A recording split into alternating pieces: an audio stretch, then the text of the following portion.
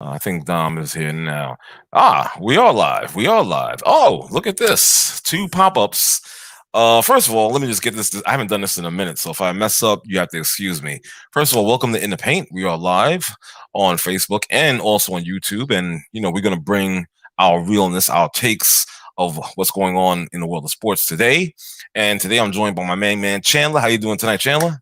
All right, man. Just still fat. That's it. All right. You stupid. And now we got two others that join in our usual staples. Mr. Dominic, how you doing, brother Dom? Good evening, gentlemen. All right, all Brother, right. And a shocker. Chandler. 'Cause I was just talking to Chandler about this. I said this guy, he had a rough day at work. He was up early, didn't think he would participate, and he might not participate long if he's here. But the originator of In the Paint, we are graced by his presence, Mr. Mac 611. And as I say that, he drops out right on cue. Love DJ it. Pooh, killer strikes again. I just said this, try to give him props, and he disappears. However, we're joined by my good friend David Sanford here. What's up, David? How you doing? Thanks for joining us tonight, man. What's up? What's up? How you doing, fellas? Ugly hat off, man. Damn. What's with you? You're in a savage mood today. What's going on, dude? Jesus, man. Right off the bat, nigga. Let the man can he get comfortable? Can he get a beverage or something before you go in on him like that? Bear out of hibernation, just coming out the cave attacking. Oh my God. But thanks for joining me, guys. Listen, I know why you got Dominic. I did this especially for you. Okay. Guess what we're starting off with today, Dom? The New York Knickerbockers. Huh? This is a team that is transitioning into a quality team. And I know you're overjoyed with the orange and blue skies, your commentary on Twitter. I see you. You know? So with that being said, I'm gonna let you rock first. You know what, you guys are kind of privy to the information I be putting on your Facebook page. This is true. The one thing I always kept saying, guys, is if the Knicks could get their points per game up at least 5 points, we're having a different conversation. And guess what? They did just that. They went from 30th in scoring to 22nd in scoring. But guess what? They stood the best at what they were the best at. They're still number one in points against, number one in field goals against, number one in three-point against. That's the weird thing, guys. Normally, when you get better at one thing, you slack at something else. Right. They didn't do that. And here's the real stunning factor. The Knicks were last in field goal percentage at one time. They're fifth in three-point field goal percentage now as a team. Shooting, not defense, shooting. They're fifth in the league in three-point percentage. It's believe me, guys, y'all know I'm a Knicks fan. Even this was a little, I don't want to say more than I bargained for or thought. But that being said, I kept saying these stupid things over and over again. I had a chance to be on with me and Chandler's buddies about a week and a half ago. I said, by the time we come back on Wednesday night, the Knicks will have won 8 in a row. I didn't know they were playing Toronto the next day, but that was after the podcast, so that was okay. But they're in a great position, guys, because look at this. In order for the teams below the Knicks to jump above the Knicks, just for the 4th seed, 4 through 6, the Knicks would have to go 6-4. The Celtics, the Heat, the guys underneath them are even worse. But let's just say the Celtics and the Heat, they'd have to go 8-2 just for us to enter the tie. That's crazy, fellas. Serious. And you know what? No doubt. They have very winnable games. Next game's against the Rockets. That should be one of the 10. And we got the Hornets. We got the Celtics. We got a tough stretch. Denver, Clippers, Lakers. Spurs is probably winnable. And Memphis, probably winnable. Again, we're talking about a different Knicks team now, guys. We're not talking about that Knicks team we crossed our fingers and just hope they held somebody under 100 points. But that being said, we're in a good position, fellas. Other than me being a diehard Knicks fan, the number, I always say this, guys, numbers don't lie. People lie with numbers. And these are real numbers. So. Nah, I'm not gonna even deny that. I'm not gonna deny that, man. Let me get some other feedback here, some input from let's see, either David or Chandler, whichever one cares to go first. Well, you know what?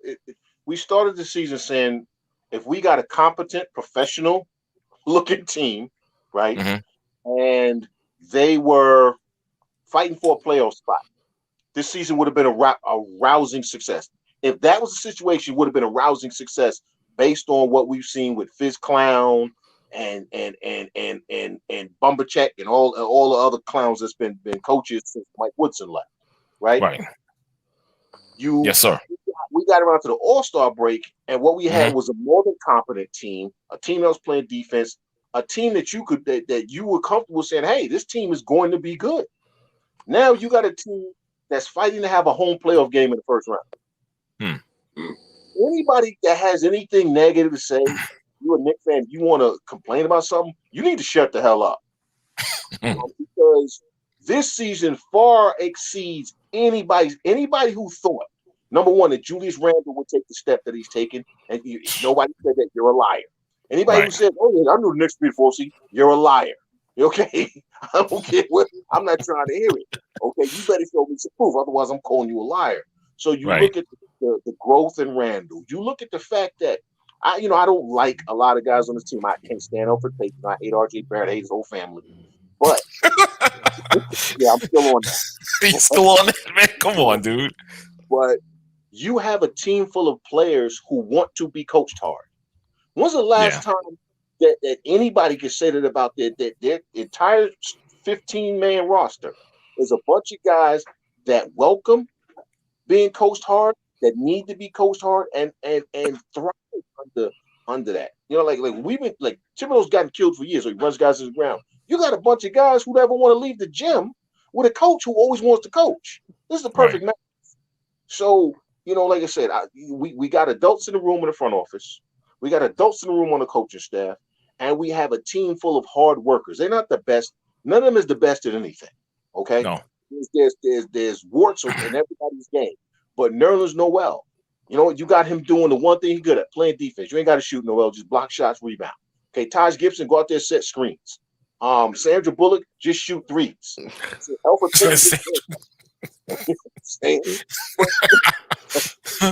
Okay, it's working.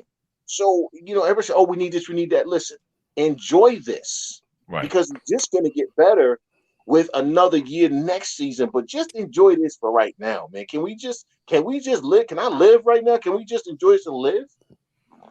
Yeah, I hear you, brother Dave. So Chandler started off saying really what I was going to start off with. Same sentiment. As a Knicks fan, I'm happy at this point. They have exceeded anything that I could have asked for going into this season. We came out of the bubble last summer, and we went into this season talking about who the playoff teams were in the Eastern Conference, and not one person listed the Knicks. The Knicks we were looking at, well, where were they going to be as far as drafting for next season? That's all we really were talking about. I mean, there's always optimism, but we didn't really have anything to hope for. And when the season started, even looking at Randle, I remember in the beginning of the season complaining that Randle was holding the ball too long. Why is he bringing the ball across court? Getting turnovers off 8-second rules, can't get it across half court. RJ Barrett continuing to going amongst the trees and play, like out of his game plan and didn't know what he was doing. And so I expected nothing. And then all of a sudden, this momentum started to build. And I started to see that for the first time in several years, we actually had an NBA team playing in Madison Square Garden, and and now it became, oh, how did the Knicks do? As opposed to, oh, the Knicks played last night, they must have lost.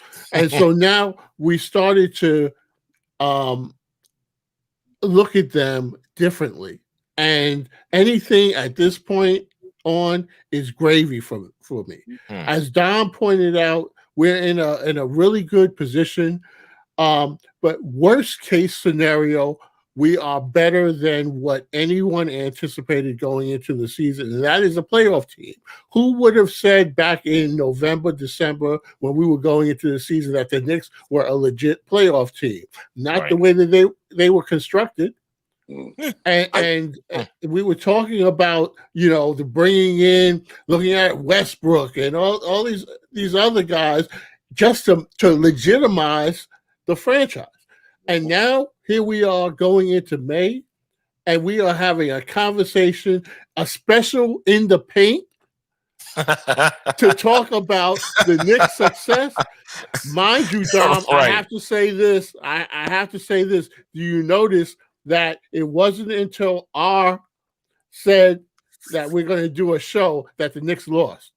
Yeah. That was my strategy. That was my strategy. And I knew it. And I knew it. You ain't fooling nobody. But I would say one last thing, and I'm going to attribute it to the Brooklyn Nets. And this is a good thing, because all the talk was about the Nets. And then the fact that the Knicks started playing well, I think the success of the Nets lit some fire, and the Knicks were like, hey, we got another team here in New York, and everybody's focusing on, it's a given about the Nets. Come look at us, we're doing something, and maybe that's a motivator.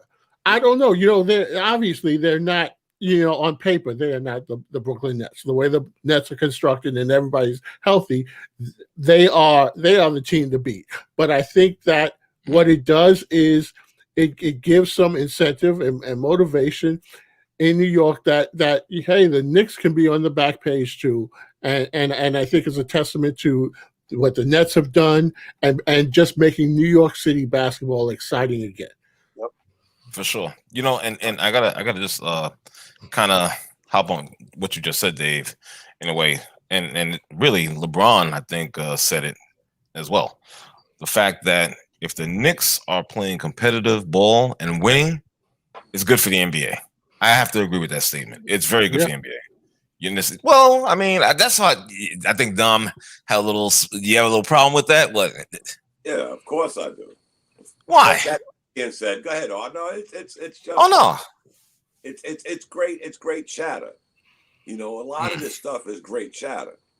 And I don't want to put my rewind hat on, as Mark would say, but I can remember talking to probably you three guys plus Mark and Bishop. Right. When I said the Knicks would make the playoff. When I said the Knicks' fortunes changed the day Tom Thibodeau became a coach. I said Julius Randle's statistics got better every year except under one coach. Chandler's snake oil salesman Fizdale. Check his numbers, guys. I can say what I want. I always say this. If somebody can check the numbers and call me a liar, I'd be more than willing to say I was lying. I kept saying, look at Randall's stats. But guess what? He exploded from three-point land. Nobody expected that. No. But he worked out ever since the Knicks was they were in the bubble. Knicks weren't. Right. He was working on this all year. Then you get a coach like Thibodeau. But you know what really threw me for a loop, guys, is when I started looking at teams in the Eastern Conference. And I'm thinking, Toronto, they ain't going to be the same. Some clowns had the Wizards going to the playoffs. Did Miami catch lightning in the bottle last year? Good young team, don't get me wrong. But did they catch lightning in a bottle? Yeah, probably. You really look around, and I started thinking the Milwaukee Bucks. At one time, they was the most highly touted team in the East and couldn't get out the second round. And I look at the standings now; they got 3 more wins than the Knicks, and the Knicks blew them out by 30. So when you really, guys, and as a non-Knick fan, just as a guy that reads numbers and follows the game, when I started doing all math, it was like, okay, I'm not even thinking playing. I'm just looking at the teams, and I'm saying, a question for all you guys that follow basketball: have the Celtics got worse since Jaylen Brown and Jason Tatum's numbers got better? Yeah, I kept they have, about that. It's, you know what, that team is missing something in Boston. But the thing with Dom, I wanted to touch on real quick is it's not his numbers that are impressive. I mean, yeah, his numbers have gone up. That's all well and good. His numbers, it's his game. It's his basketball IQ. He has become what they were paying him to be. And that's rare that it happens like that sometimes with a guy who gets big money. Yeah, the numbers are there, but we saw Randall. His basketball IQ was very low. In a lot of ways, he was holding. It was things he was doing on the court. And I don't want to say it like that, but it was things he was doing that team leaders and stars teams just don't do. And he went from that. And again, yes, I'm attributed to the coaching, but also to him because he had to put the work in. Of course, you know, his game has become complete on so many levels. I mean, he's one of the Knicks' best passers. Whereas there was a time when we like, damn, Randall, stop throwing the ball away. Okay, now you want to give him the ball and crunch time, like make a pass, make a play, not just for yourself, but for others. He's making other guys better. When could we say that about him? So the coaching, yes, they get a large part of the credit, but most of it goes to Randall, and that's where I think the biggest change and why I think they've gotten better is some guys have taken some strides in their games. It's not just about numbers; it's the intangibles that we didn't see in them before. Again, with the coaches we had, maybe it couldn't be brought out. But like I said, and I said this, I think, 2 months ago, I said Randall should get some votes. Now, he's not going to win it. Right. Randall should be getting some second, third place MVP votes. I'm sorry. Definitely. No, I agree. But here's the funny thing about Randall, guys, and I'm not into the MVP thing. I'm into numbers. Right. I think there's only one guy that they got in this magical top 5 every week. Tell me a player other than Jokic that's leading their team in points, rebounds, and assists, and minutes played. I'm just saying, guys, I'm not saying he deserves MVP or because you look at the Embiid's 17, 19 games missed.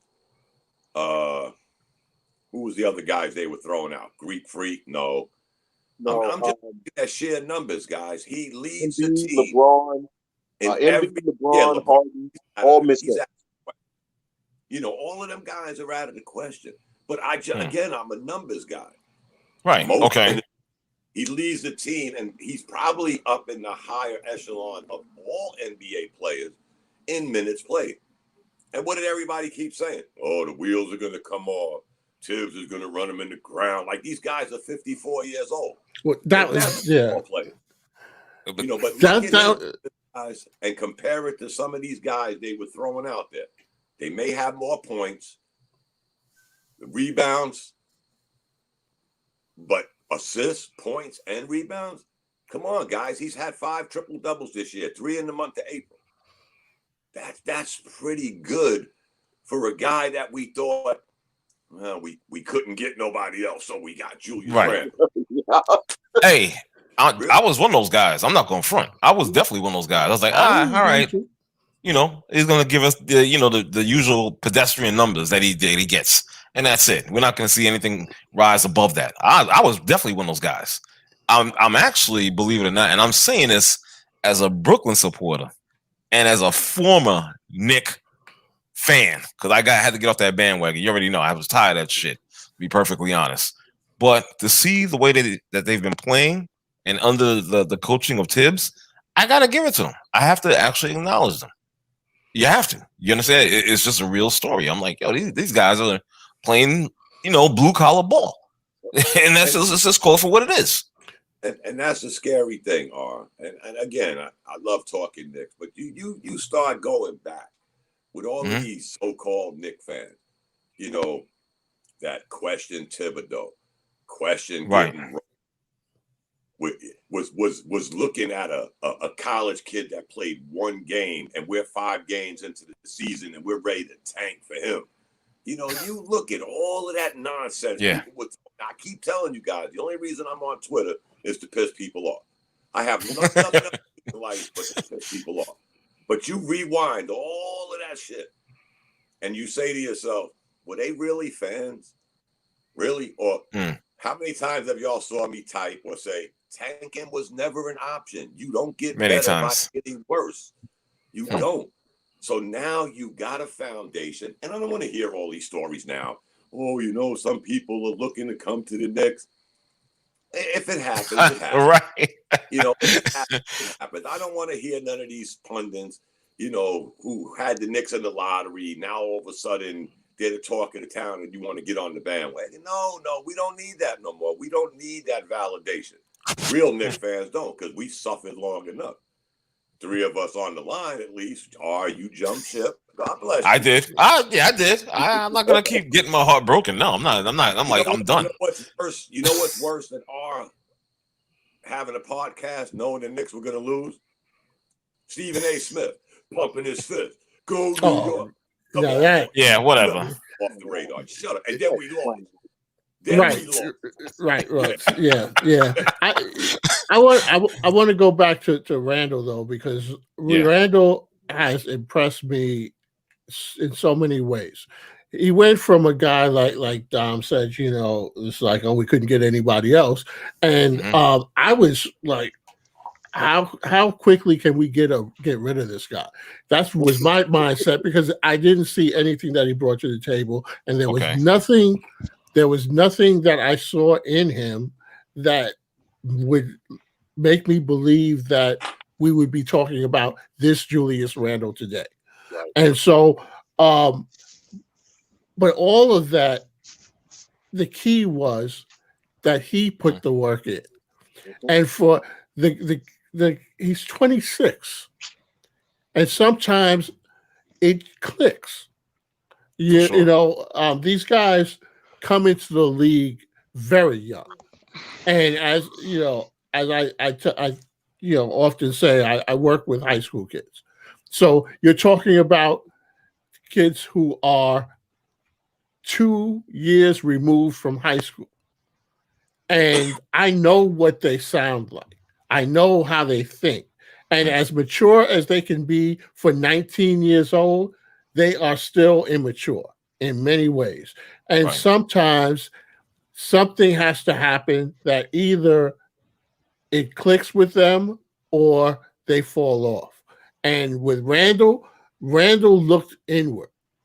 And for an athlete, when you're introspective and you stop blaming and say, well, if I had this guy to play with, if I had that coach, well, the fans did this and all of this other stuff. And you start looking at yourself and say, what can I do to be better?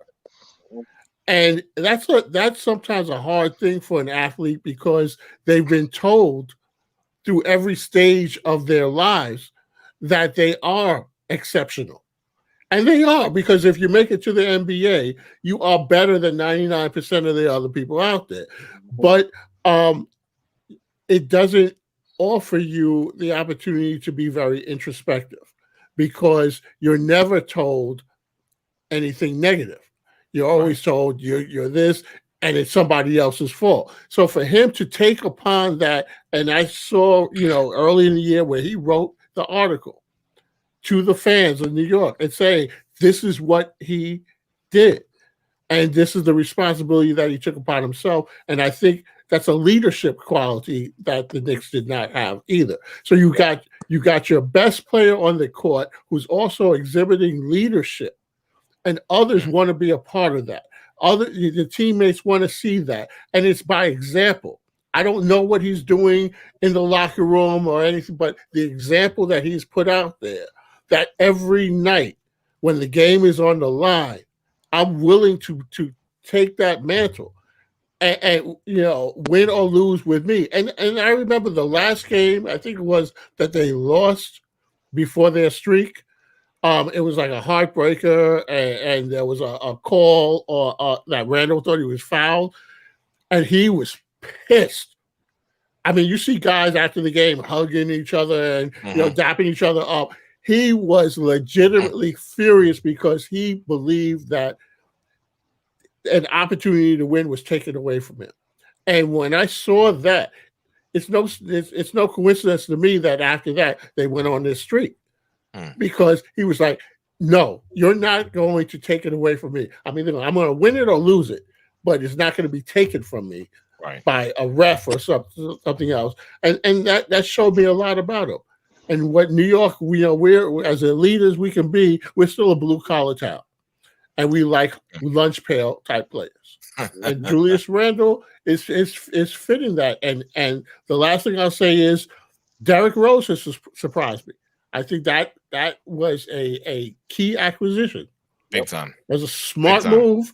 At the time, I'm thinking, Derrick Rose, we've been there, done that. But in this team, under this coach, and the environment that's happening at the Garden now, I mean, I kudos to them. So whatever happens from here, I'm happy, and I'm really willing to say that I trust what's happening at MSG. Okay. We got somebody that's been waiting a little bit, not that long, but the Bishop is here. You're late, sir. By the way, he was helping Bradley Beal move to his new team. It was what? He was what? He was helping Bradley Beal move to that new team he got traded to. Yeah, I was gonna make a point.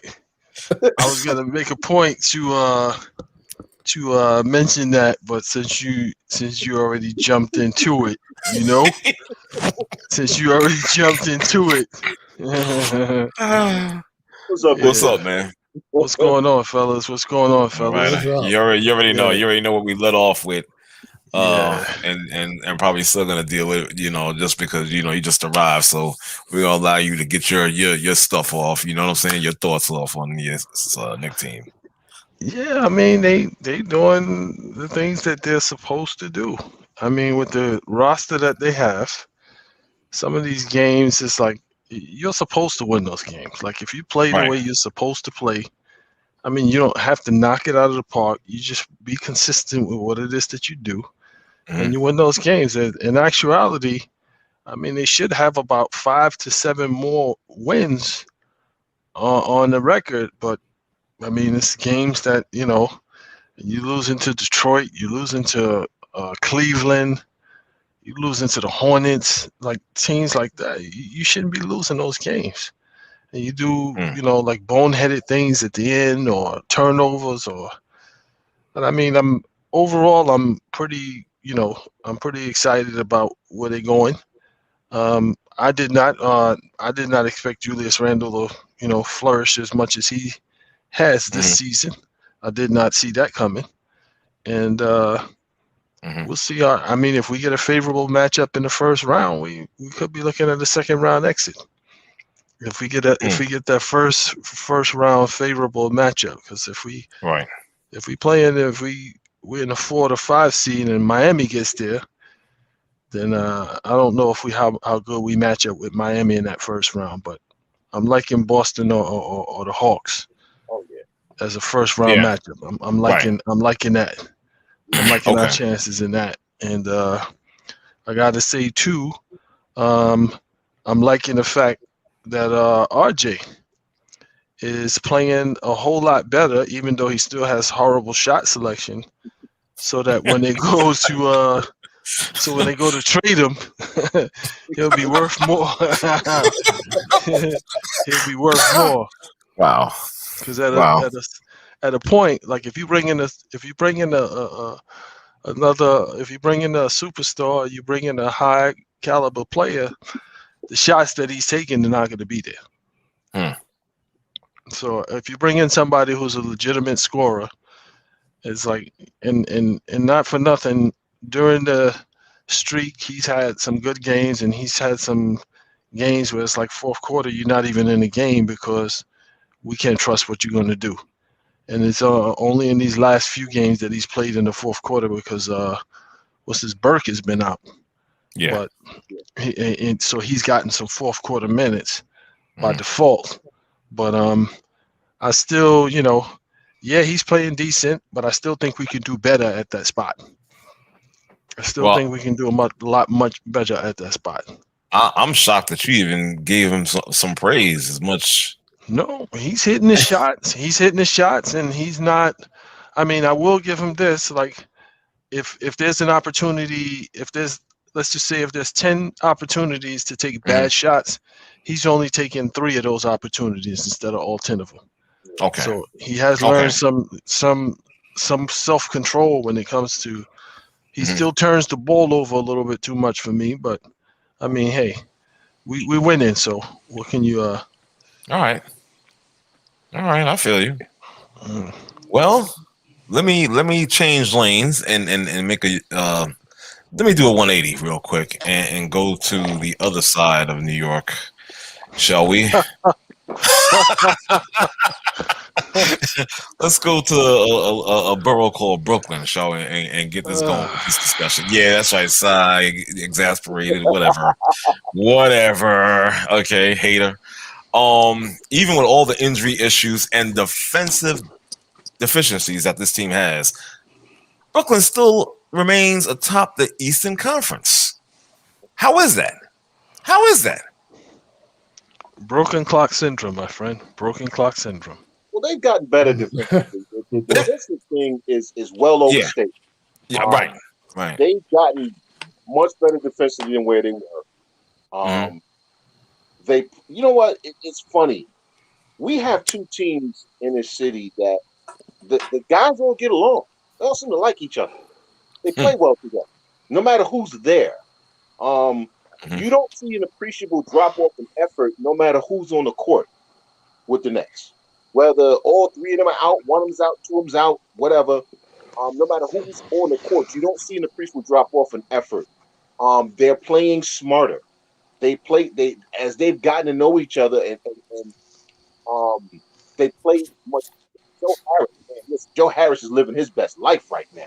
Okay? He's living his best life. All right, all he got to do is run around and shoot. And now I was talking to Mac about this the other day. He putting the ball on the floor. He taking it to the hole. Joe Harris living his best life. Right. Landry Shamet is finally turning into the guy we all knew he was. Right. Could be. It took him a minute to find some traction. You got TLC, the kid Claxton. Right. He's growing before our eyes. He's getting better and better. Steve Nash, and I wasn't a fan of him getting that job, but he's gotten better as a coach. Bottom line. So that team, listen, for all of the doom and gloom and naysayers and the nitpicking, it's kind of the same thing to me. Look at what they're at. Look at what they're doing. And yeah, if grasshoppers had 45s, the birds wouldn't mess with them. But they don't. All right? Don't tell me about shit. Tell me what is. I like that. What is that this team, no matter who's on the court, plays hard every night, and they're going to win way more than they lose. So, you know what I'm saying? And when the 3 of them get back, you have the 3 guys in the perfect roles for them. Harden is the point guard. Kyrie can shoot it as much as he wants. He does what KD does. In 10 minutes, I'll score 15. In 20 minutes, I'll score 35. You know what I'm saying? Right. And I'm only going to take 7 shots, no matter what. So I don't really see a whole lot really negative about it this team. Well, in you'd have to say in going by their record, 68% of the time it has worked. Because this is weird, guys. They're second in scoring and 23 points against. Right. They're a plus 4.5, something crazy like that. In how many points they score to how many points they give up. Now, again, you got scorers. That's a given. But you also know, again, the numbers tell you got deficiencies on defense. Harden, Kyrie, they're just not your stellar defensive players. I'm not saying they can't outscore nobody, guys, because that's what they're going to have to do. Let's just keep it real. They're averaging giving up only 4 more points. They're only scoring 4 more points than they're giving up.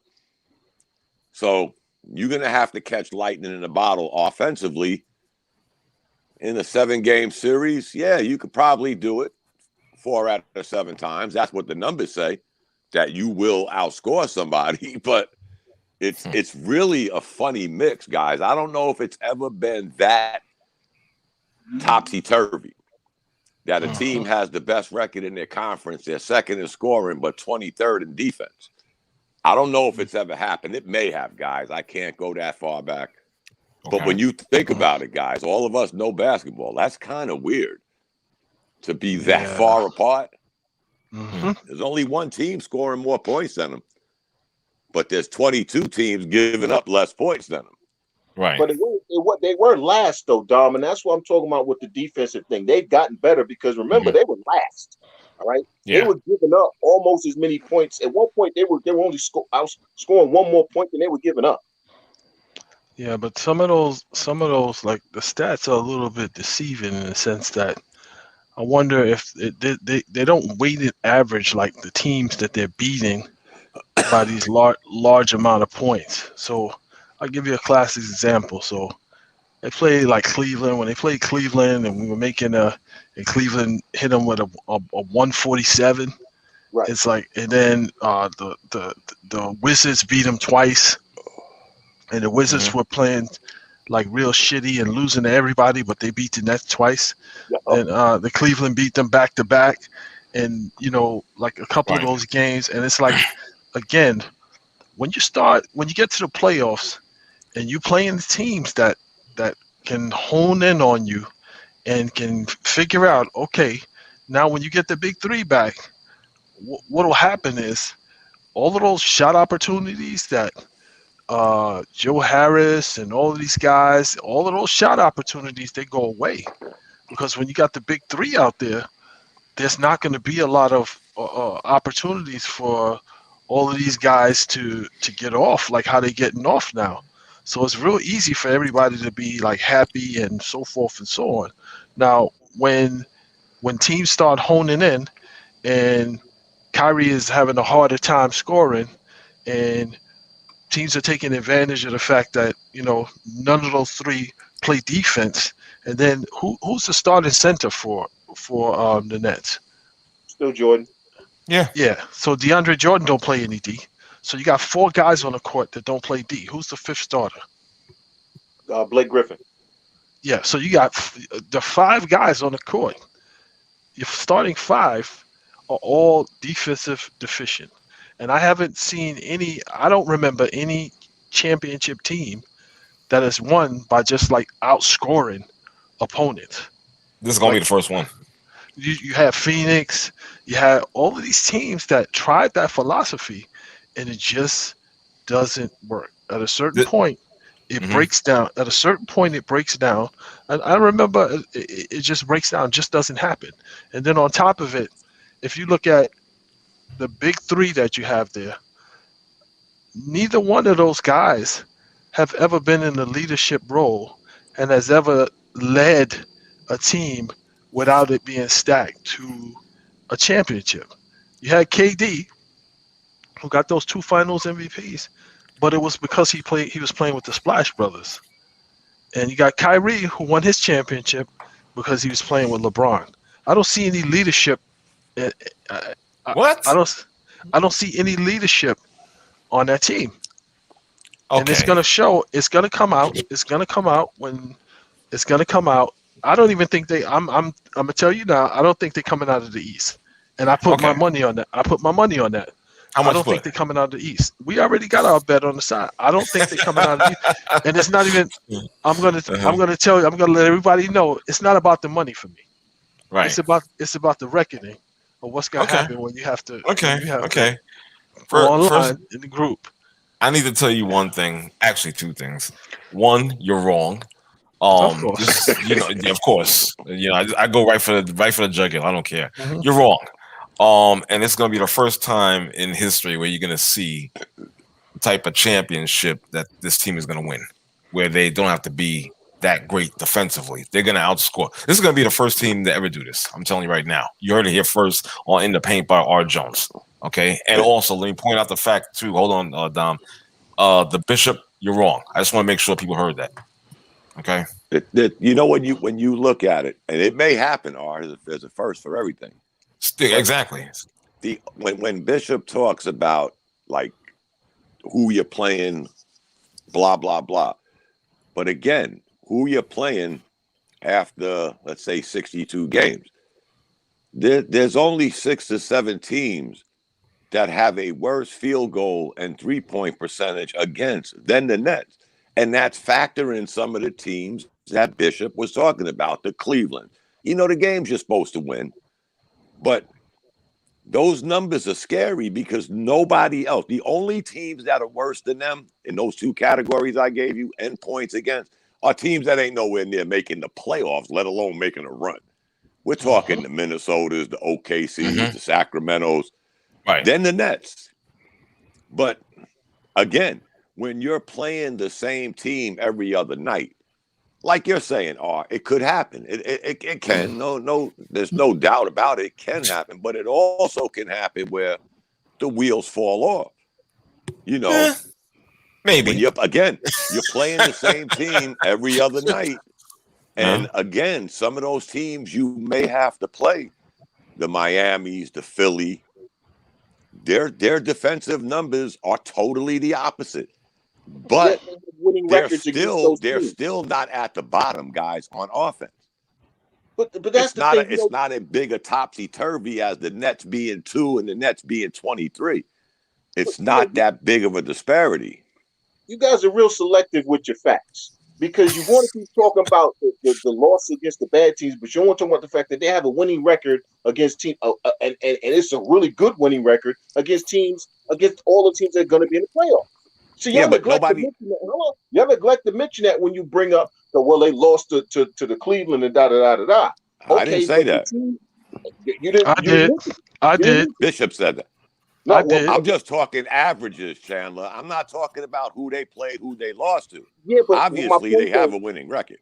My point, though, Dom, is they have a winning record against the teams they're going to see in the playoffs.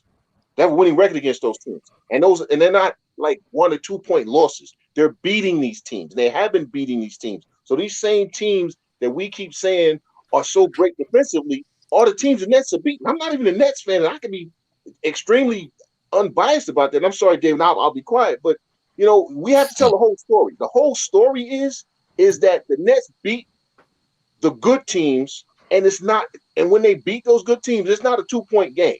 They smashing them. All right, and that's sometimes with only one of their big three or two of their big three, and sometimes with none of their big three. So yeah, let's take a time out for a second because I get what you're saying. I get what you're saying, right? Okay. But when if you're a Nets fan and you watch the games, and I'm a basketball fan, so I watch some games. Whenever they play a team that plays them like tough, that plays them with like grit, and that really goes hard at them, like when they play Detroit.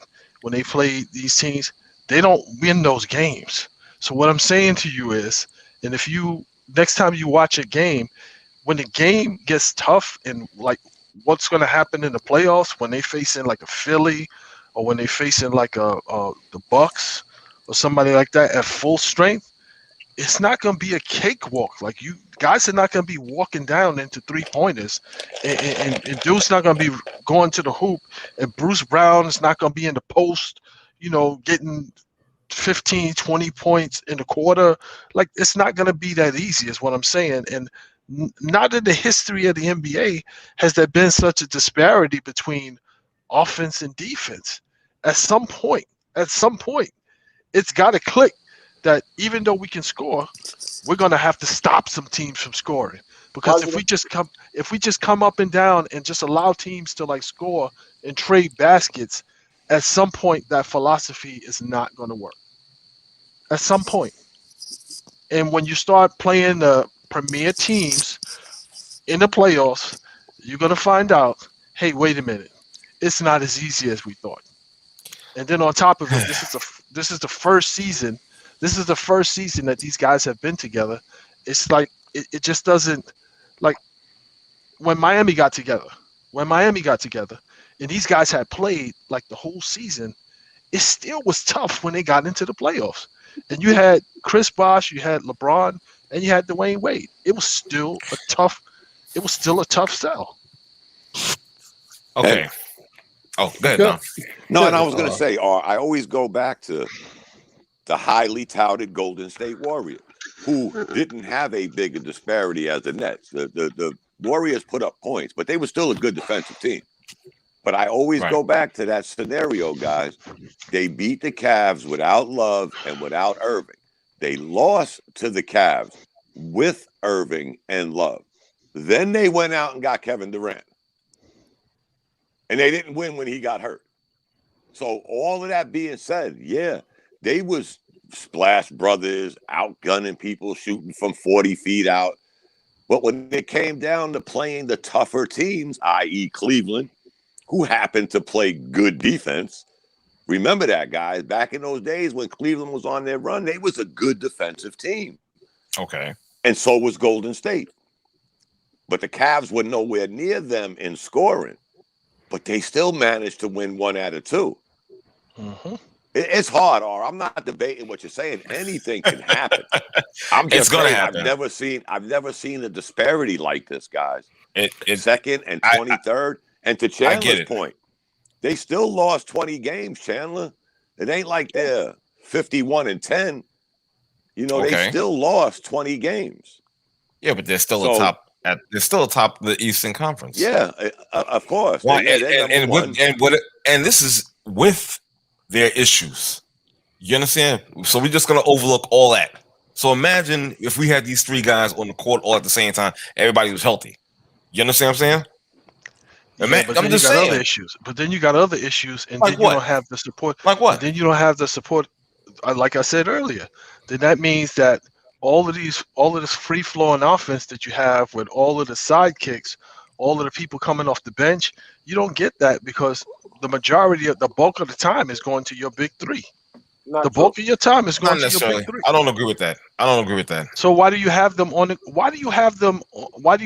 same team if the 3 of them are not going to be playing the bulk of the minutes and on the court at the same time? Why? I don't think. Go ahead, Chandler.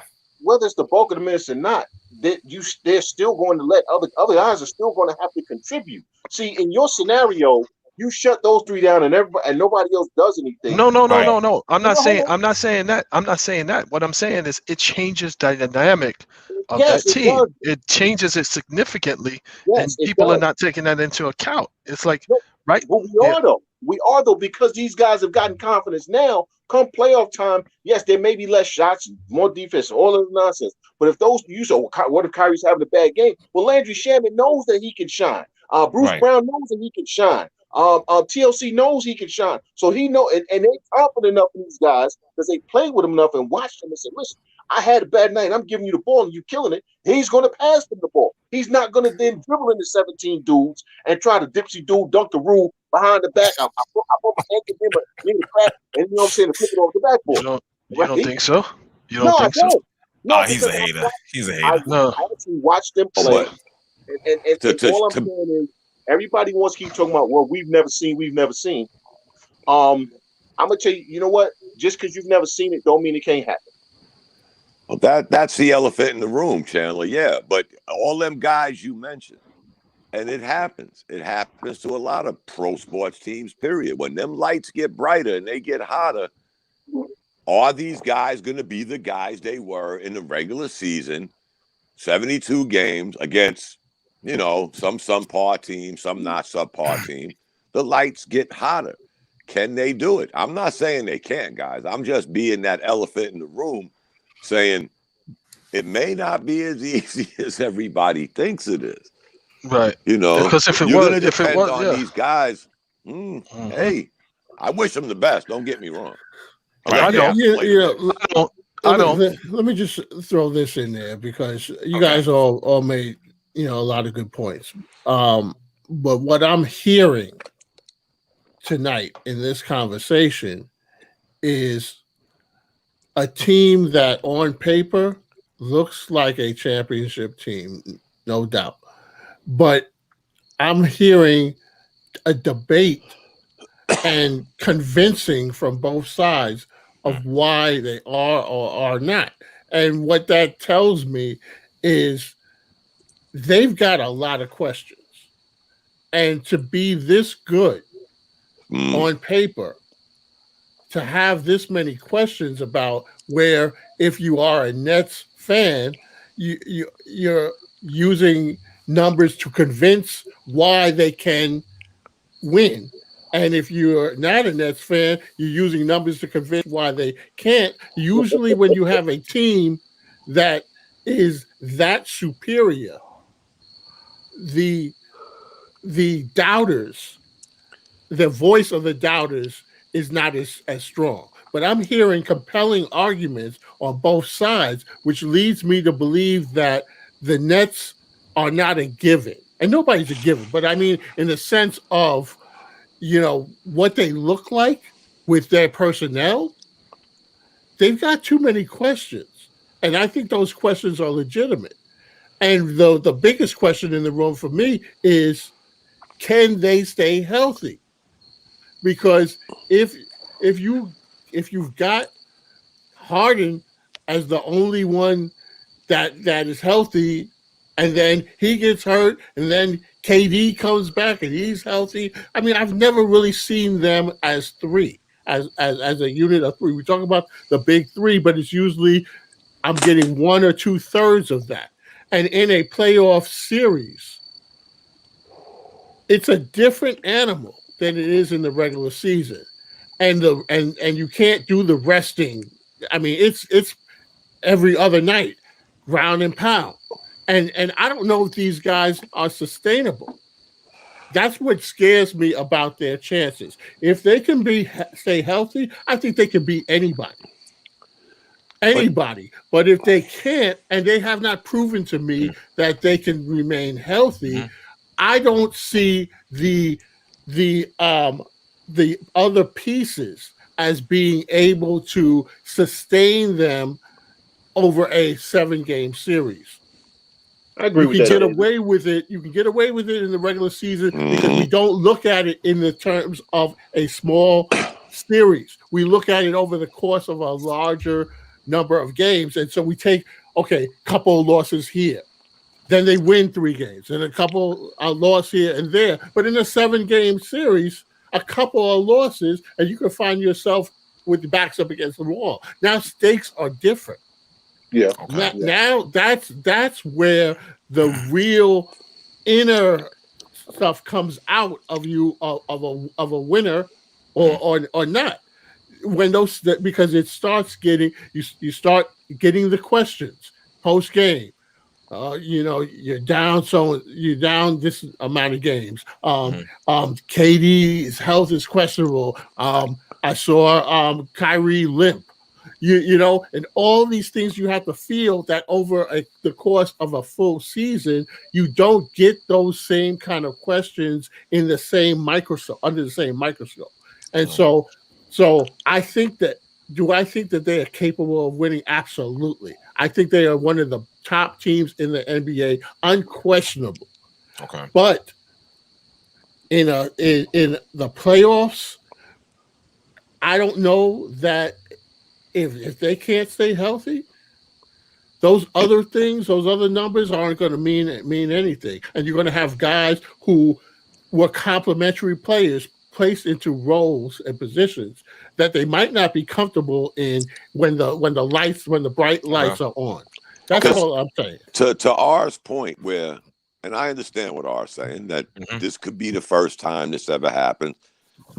But when we look at the history of the game, we've seen the other spectrum of that too. Were the Pistons better than the Lakers? Was the Dallas Mavericks better than the Heat? Last year, was the Clippers better than the Nuggets? We've seen that movie before, guys, where the better team, for some odd reason, as Dave says, when the lights get bright.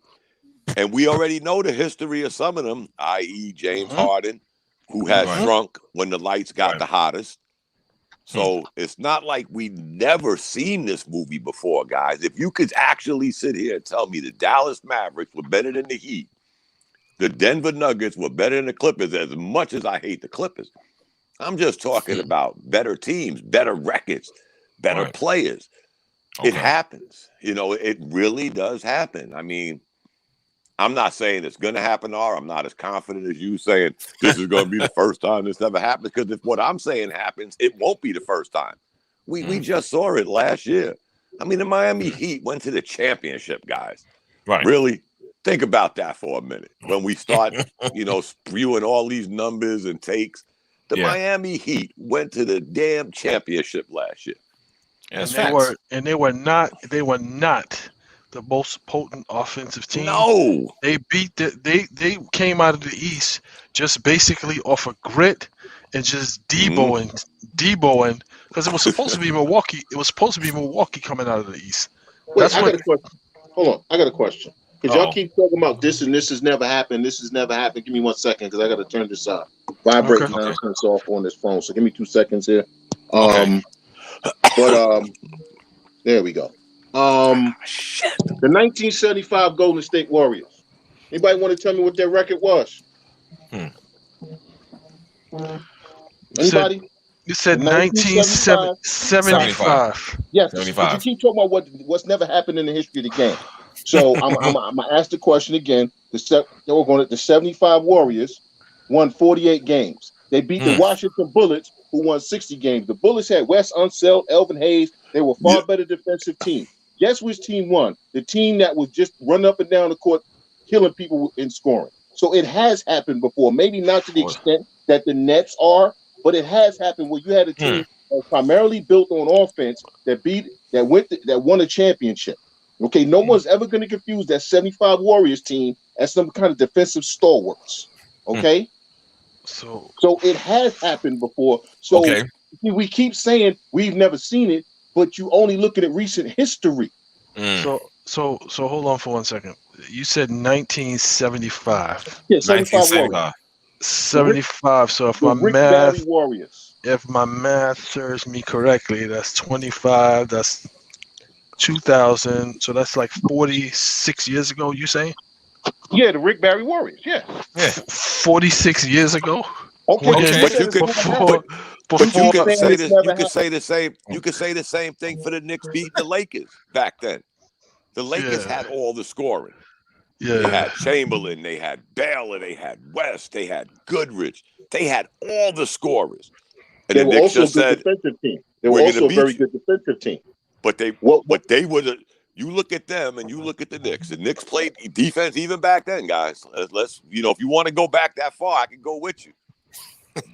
What I'm saying is, if we're going to go back that far, we could probably go back to the 50s and 60s. But I'm talking recent history, like 5-6 but you years. keep saying never. Then we can't use the word never. My point is, you're right. Matters. That's his point. You're right. I got you. Guys did a lot of drugs back then too. Yeah, they were hype. They were hype, Dave. A little more hype. Holy shit! I don't think nobody's saying. Wow. I don't think nobody's saying never. Wow. I'm just bringing up incidences where it happened. Like I'm sort of taking our side, but digging on them in the same case with. I know. Ours thinking this could be the first time it happens. I'm just giving examples. When it didn't happen, that's all. It could be and it could not be, because again, when you look at the games that they played and when they get to the playoffs, when they play in the full strength Philly, they play in the full strength Milwaukee, and they play in your full strength playoff version of Miami. It ain't gonna be that easy. I'll tell you that now. I'll just say this. It ain't gonna be that easy. It ain't gonna be that easy. I'll just say this: if you saw the game tonight, I'm sorry, brother. For a minute, because one, you know how I feel about Doc Rivers. I don't trust him. Period. Thank you. I'm saying I don't trust Antetokounmpo, the alphabet name. I don't trust him. So when you look at the broader picture, again, I'm not saying. Though I picked the Nets. Remember, guys, I picked the Nets to win the Eastern Conference a long time ago. But I also looked at the other teams. For sure. I don't put. I'm sorry, guys. I don't care how good the Bucks play. Like I said, they only got 3 more wins than the Knicks. Let's just keep it real. The Nets only have 7 more wins than the Knicks. That being said, those teams are the reason I'm more optimistic about the Nets possibly pulling off this bizarro 2-23 because I don't trust the other teams. That's really my case. Yeah, and the thing is, and the thing is too, the Nets played tonight and they won against Toronto, a team they had, they were 0-2 against, and they've Stop. We mean Stop. Come on. That's Toronto, really? Yeah, really. A team that they've had problems with this year. Yes, really, yes. So it's got to be acknowledged. And and they actually clinched a spot with that win tonight. And I'm just saying. Yeah. Okay. I'm just saying. So don't tell me to stop. I'm not gonna stop. Fuck out. All right. So am I the only one who thinks that with some of these teams, I'm saying the Nets and Lakers specifically, that they are kind of making some stuff up to keep guys to keep like if the Lakers had been winning more, I don't think Anthony Davis would have played again in the regular season. I think the Nets are going to hold out James Harden as long as possible. I think if KD gets another hangnail, he won't play again for the rest of the season. Right. Because if you look at, first of all, you had the bubble last year, and they came back 5 minutes after the bubble was over. All right. So a lot more guys have gotten hurt.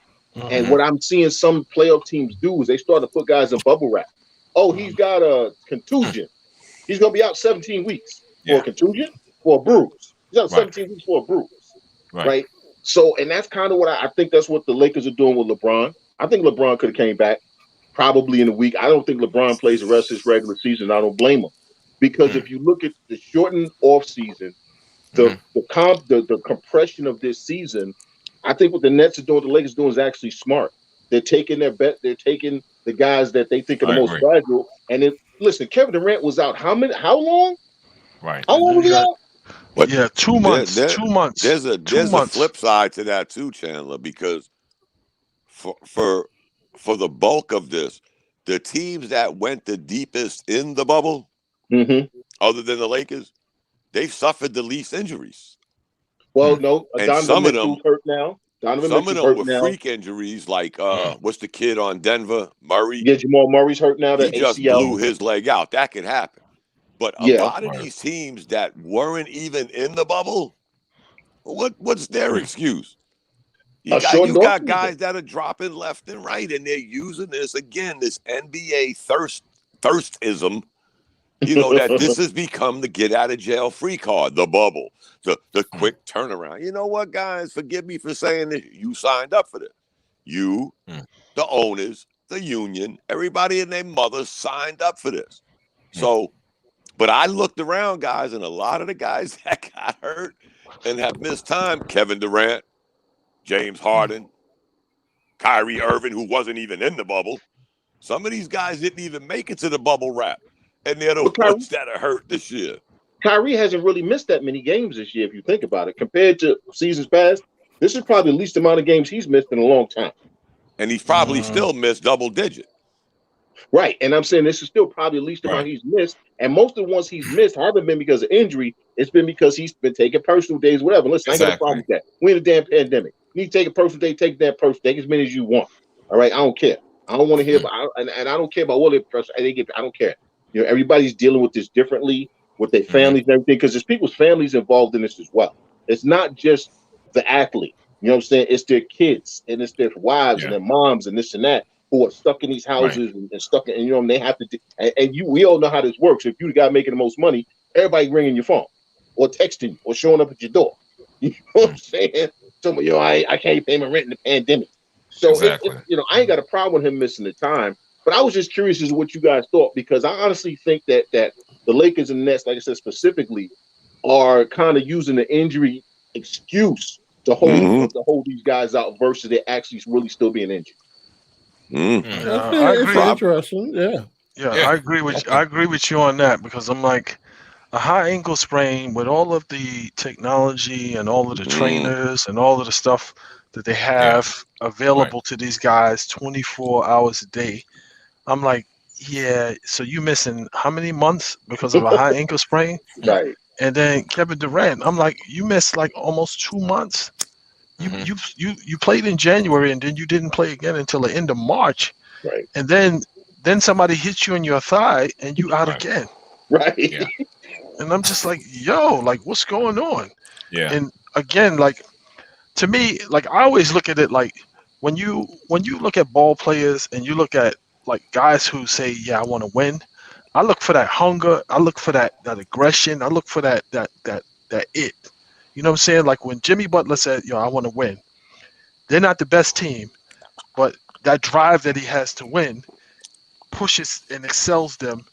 Bam Adebayo and these guys to get to the championship, even though they know that they were totally outmatched against the Lakers. Totally outmatched. When I look at the Brooklyn Nets, I'm saying like, who on that team has that? Who on that team has that? You understand what I'm saying? Who on that team has that when shit is not going right, or when we not blowing teams out, or when teams are getting in us and forcing other people to score? Who on that team out of those three people, or out of that whole roster, who has that? Maybe I can't. Bruce Brown. Maybe Brown. No, Right, you know but what?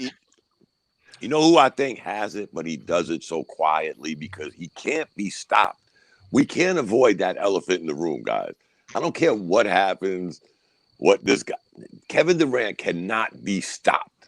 True. Right. So if you stop everybody else on the team, he's still capable of winning the game, keeping you in the game.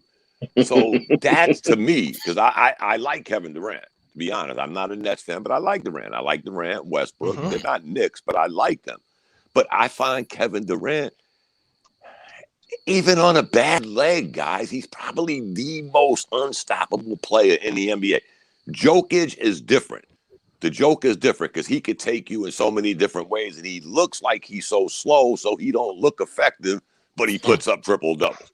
Right. But as far as just sheer scoring, I got to give it to Kevin Durant. I don't think I've seen a guy. I'm a basketball guy, man. I don't think I've seen a guy that is that fluid in just scoring the basketball. It like 50% takes from the over field. anything else he don't do. He can score 40 every night. Yep. Be honest, guys. If you like him or you don't like him, he can score 40 points every night, probably on 20 shots. Yep. That's how efficient he is. Not even 20 shots. Not even 20 shots. Very efficient.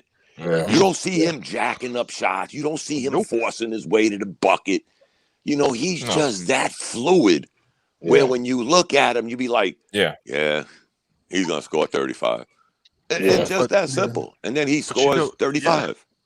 But you know what the deal is? What the issue is with him is when you look at the leadership and the heart factor, he just doesn't have it. He showed you that in OKC. He showed you that in OKC. He was a lot younger than too. Still, come on, man. He's been shooting almost 50% from the field basically his whole career. Did you realize that? He's been shooting. He's been a part of that 50, 40, 90 club for his whole career. Like so again, like you have the ability from the time that you stepped into this league to basically take over, and you've never done that. So what that says to me is that's not a part of your DNA. Whoa. That's not your. Whoa, I disagree. Never took over, bitch. And when you talking about Golden State, because you definitely can't be talking about OKC because he left OKC because he couldn't handle being that guy. He left OKC because he couldn't handle being that guy. So when you go to Golden State, a lot of people done that, Bishop. Even your hero. When you go to Golden State, and you play with the Splash Brothers, and they basically step aside to allow you to be you and don't do what they do. It's like that's not leadership. That's not leadership. That's happened a lot of times throughout the history of the NBA. That's not leadership. I don't know. We watch guys go to other teams and the team make concessions for them, and so that the team can win. I mean, you know, we can go a lot of years and a lot of names, but the guy that comes to mind for me when I look at Kevin Durant, and Kevin Durant is like an upgrade, like a double upgrade. Prime George Gervin. Prime James that's Irving exactly who I was thinking of. he was a walking bucket. Now he showed no emotion. They never won a damn thing with him in San Antonio or Chicago. People don't talk about that because everybody loved him because he was so nice. But Kevin Durant to me is like George Gervin 4.0. Yeah, he would be when you said that, he's the first person that came to my mind was Iceman. I think when you're talking about that DNA, I think his mother got the DNA.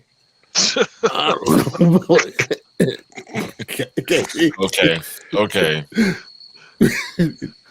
He didn't get it from his mama.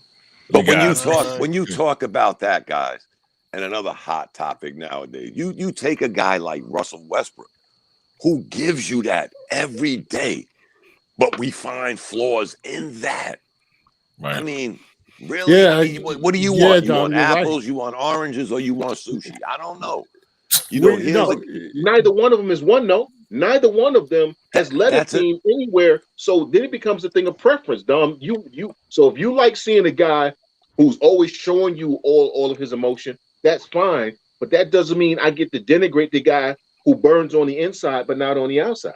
I'm not saying that, Chandler. I mean, we could go back. Elgin Baylor was probably the greatest power forward in basketball. Man, listen. And he never won a thing. So what are we going to do? We're going to take away everything Elgin Baylor did, right? Because he didn't win a ring. Actually, for a lot of years, that people cast aspersions at Elgin over the fact that he never won. For a long time, of course, they still do. Happened. They still do. But if you just want to put a cap on that, then God bless you. Because like I said before, I hate that. Like I said before, it took 54 years for somebody to get a triple-double. Russell Westbrook does it 3 years in a row, and now it's like, oh. Really? Well, it was only 2 minutes ago you told me this would never happen. That's just what? When Oscar Robertson got a triple-double, did they win a chip? No.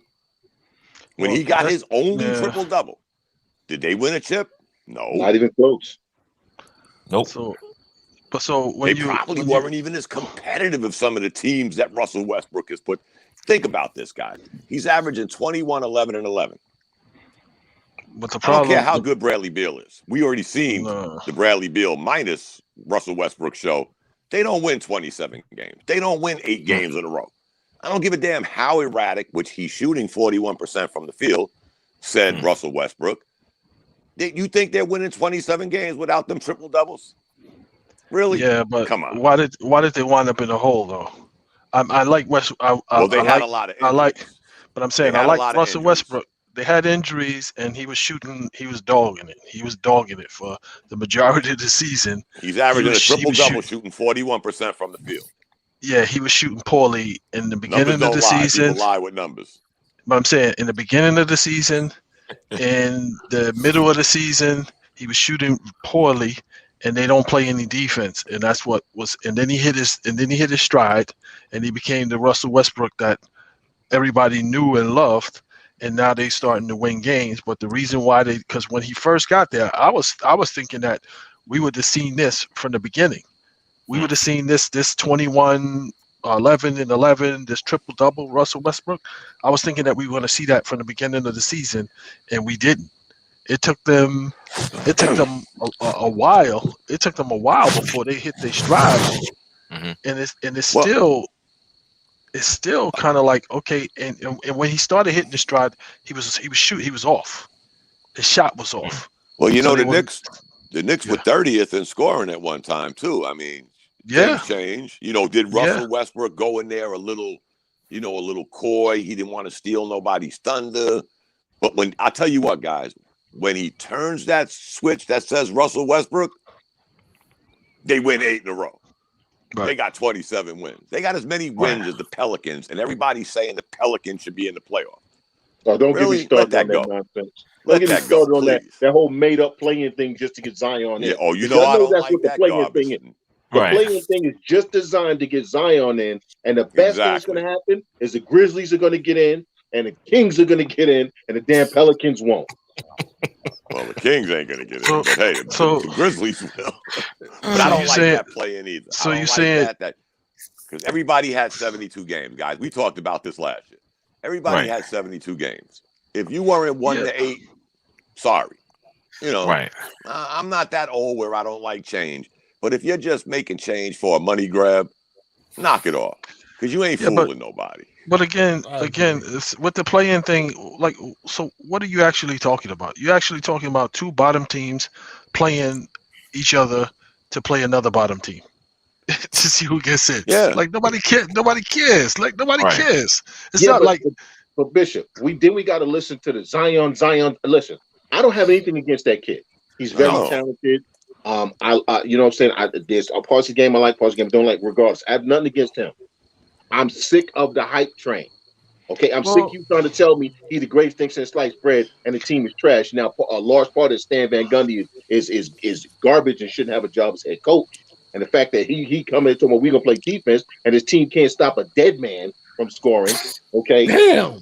But I'm sick of Zion hype nonsense. I'm sick of hearing about a guy who can't make anybody better. I'm sorry. You know what? Well, they actually for some strange reason, I was watching them play. I've been watching them play, you know, like maybe like the last 10, 15 games. Okay. And for some strange reason, somebody came up with this idea to make Zion Williams a point forward. So I'm looking at this and I'm like 280 pounds? 280 pounds, bringing the ball up, initiating the offense. How is this going to work long term? Right. Now, don't get me wrong. Right. Don't get me wrong. He has been, you know, efficient in doing this, but I'm saying, how does this work long term with somebody of that size with the bump and grind? That's a knee injury waiting to happen. Yep. And it's like, who thought of that? Now,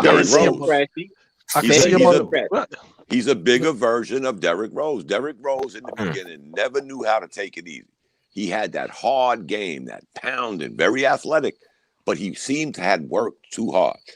But I'll tell you this, guys, the most embarrassing thing I've seen since the last time we talked was the Knicks game against the Pelicans.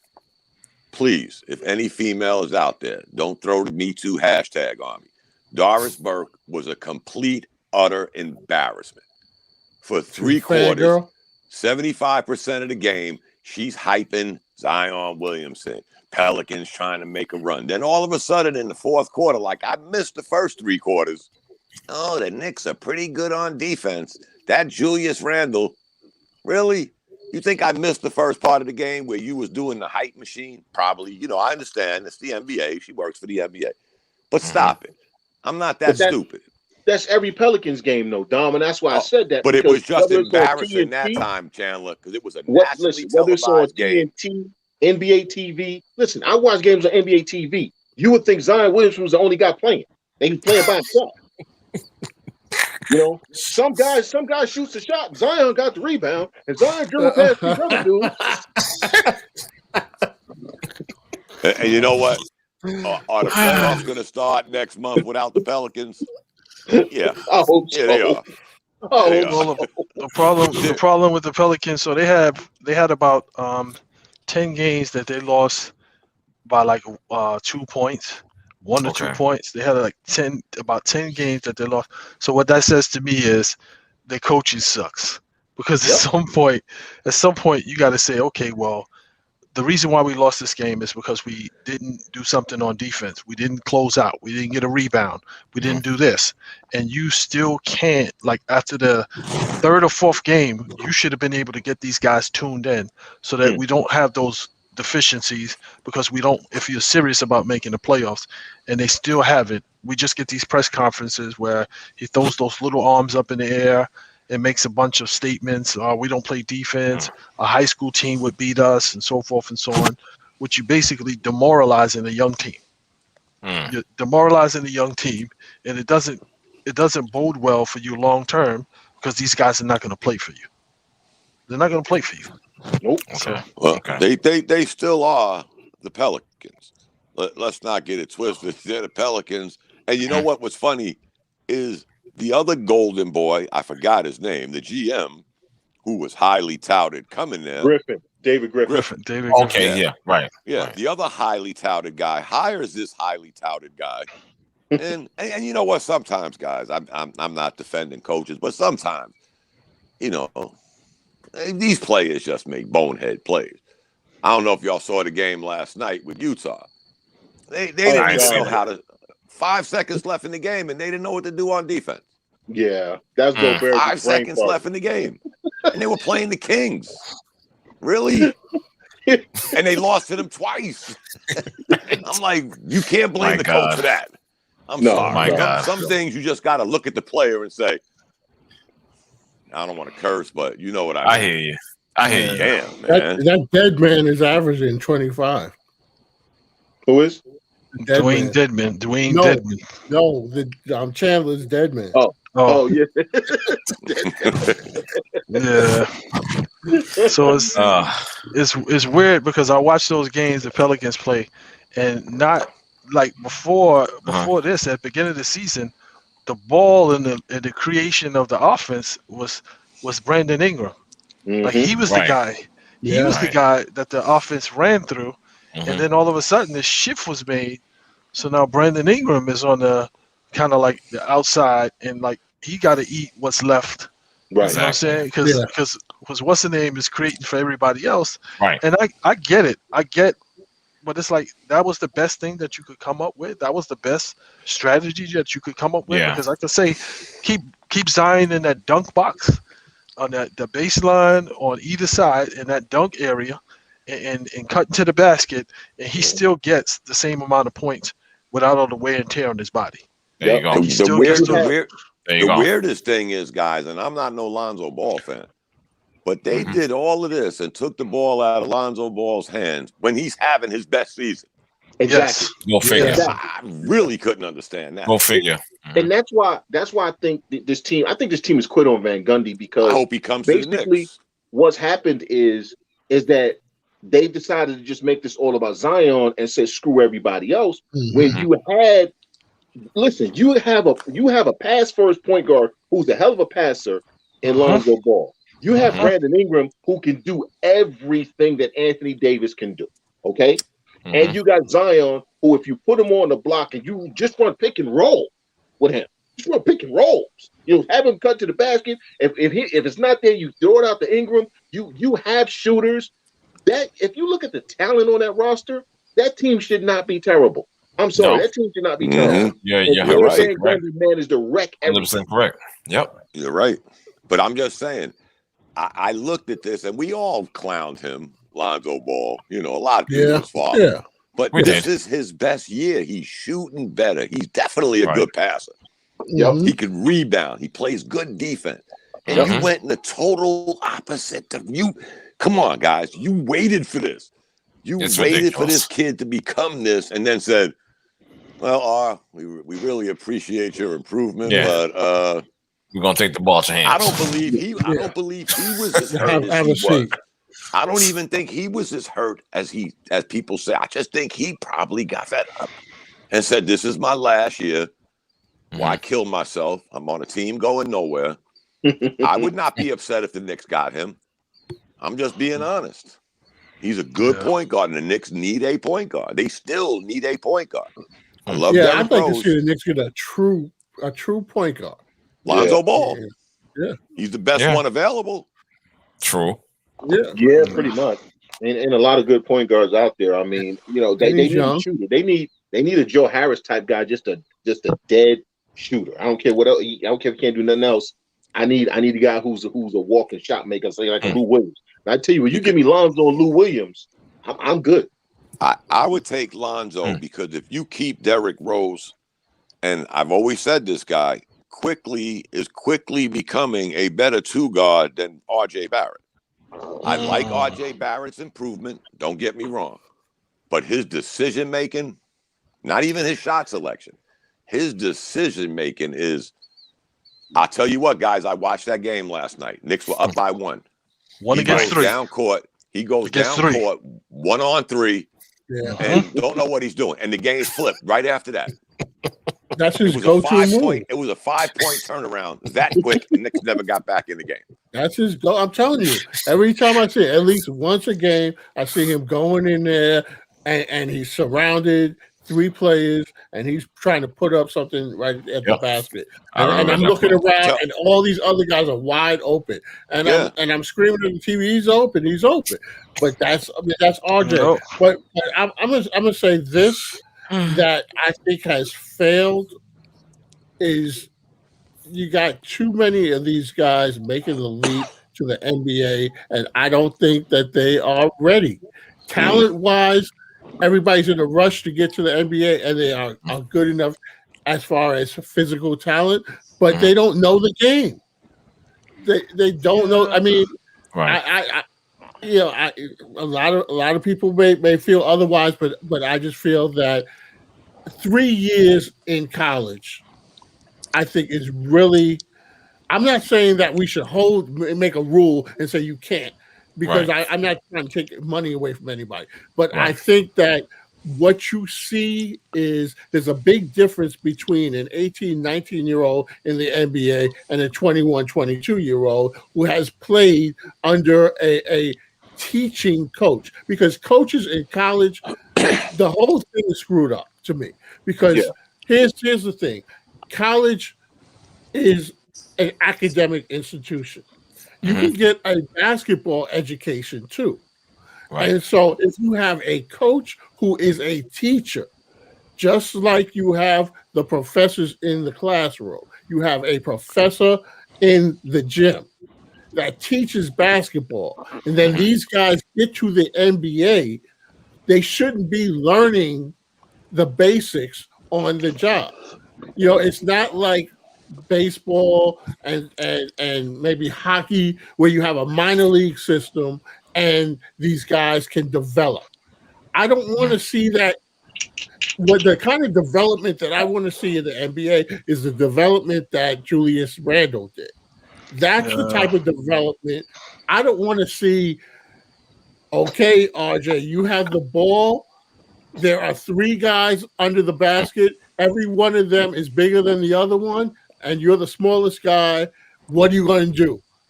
And he's got to figure out, I'm going to go to the basket. No, RJ, like we told you this, we've been over this before. Okay, that should not happen on the NBA level. These guys are getting paid too much money to be learning. That's hilarious. This is not the junior Knicks. So part of the issue with that, Dave, is when you get to the NBA level, guys don't realize like your athleticism means nothing, because the smallest guy in the gym has the same level of athleticism as you. So maybe on a college level you could jump and you are a high jumper, but in the league everybody can jump. Everybody's fast. Everybody's quick. Everybody's strong. Everybody's can shoot a jump shot. Everybody can do this. Everybody can do that at a really high level. So it's not like it's not like you stand out. There's not too many of those guys that come into the league that are going to be a standout like ASAP. Yeah. And it's the speed of the game from college to the NBA. You got to get accustomed to that too. Yeah, but that's the player development, and that's why we see certain franchises perennially in the playoffs. The Miami Heat. I mean, you can like them or not like them. Golden State Warriors. For years, the San Antonio Spurs. There's some franchises that guys go there and they get better. And again, me and R had this conversation. That's why I didn't want Obi Toppin drafted where he was. Because Obi Toppin is going to take 2 to 3 years to develop. And the thing is, he got drafted so high that they was like, oh, well, you got drafted at this number. You're supposed to be Exactly. And that's part of the problem. What David is saying is you got kids being drafted as lottery picks who shouldn't be lottery picks. Now, their physical talent says yes at some point, but they're not ready. They're not ready. But you're drafting this kid at 2, 3, 4, 5, 6, 7. He doesn't come in and he's not an instant all-star. Now we're throwing around words like bust or mismanagement.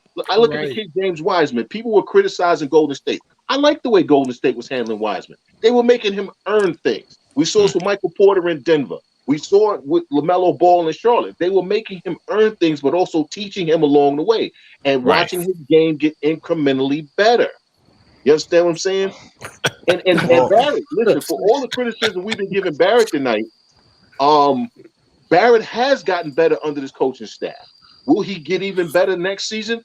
I don't know. I would hope so, but I don't know. But I don't trust him because I hate the whole Barrett family, especially his bum ass father. That's a conversation for another day. Right? Kill me with that. Yeah, I always got to get that in there.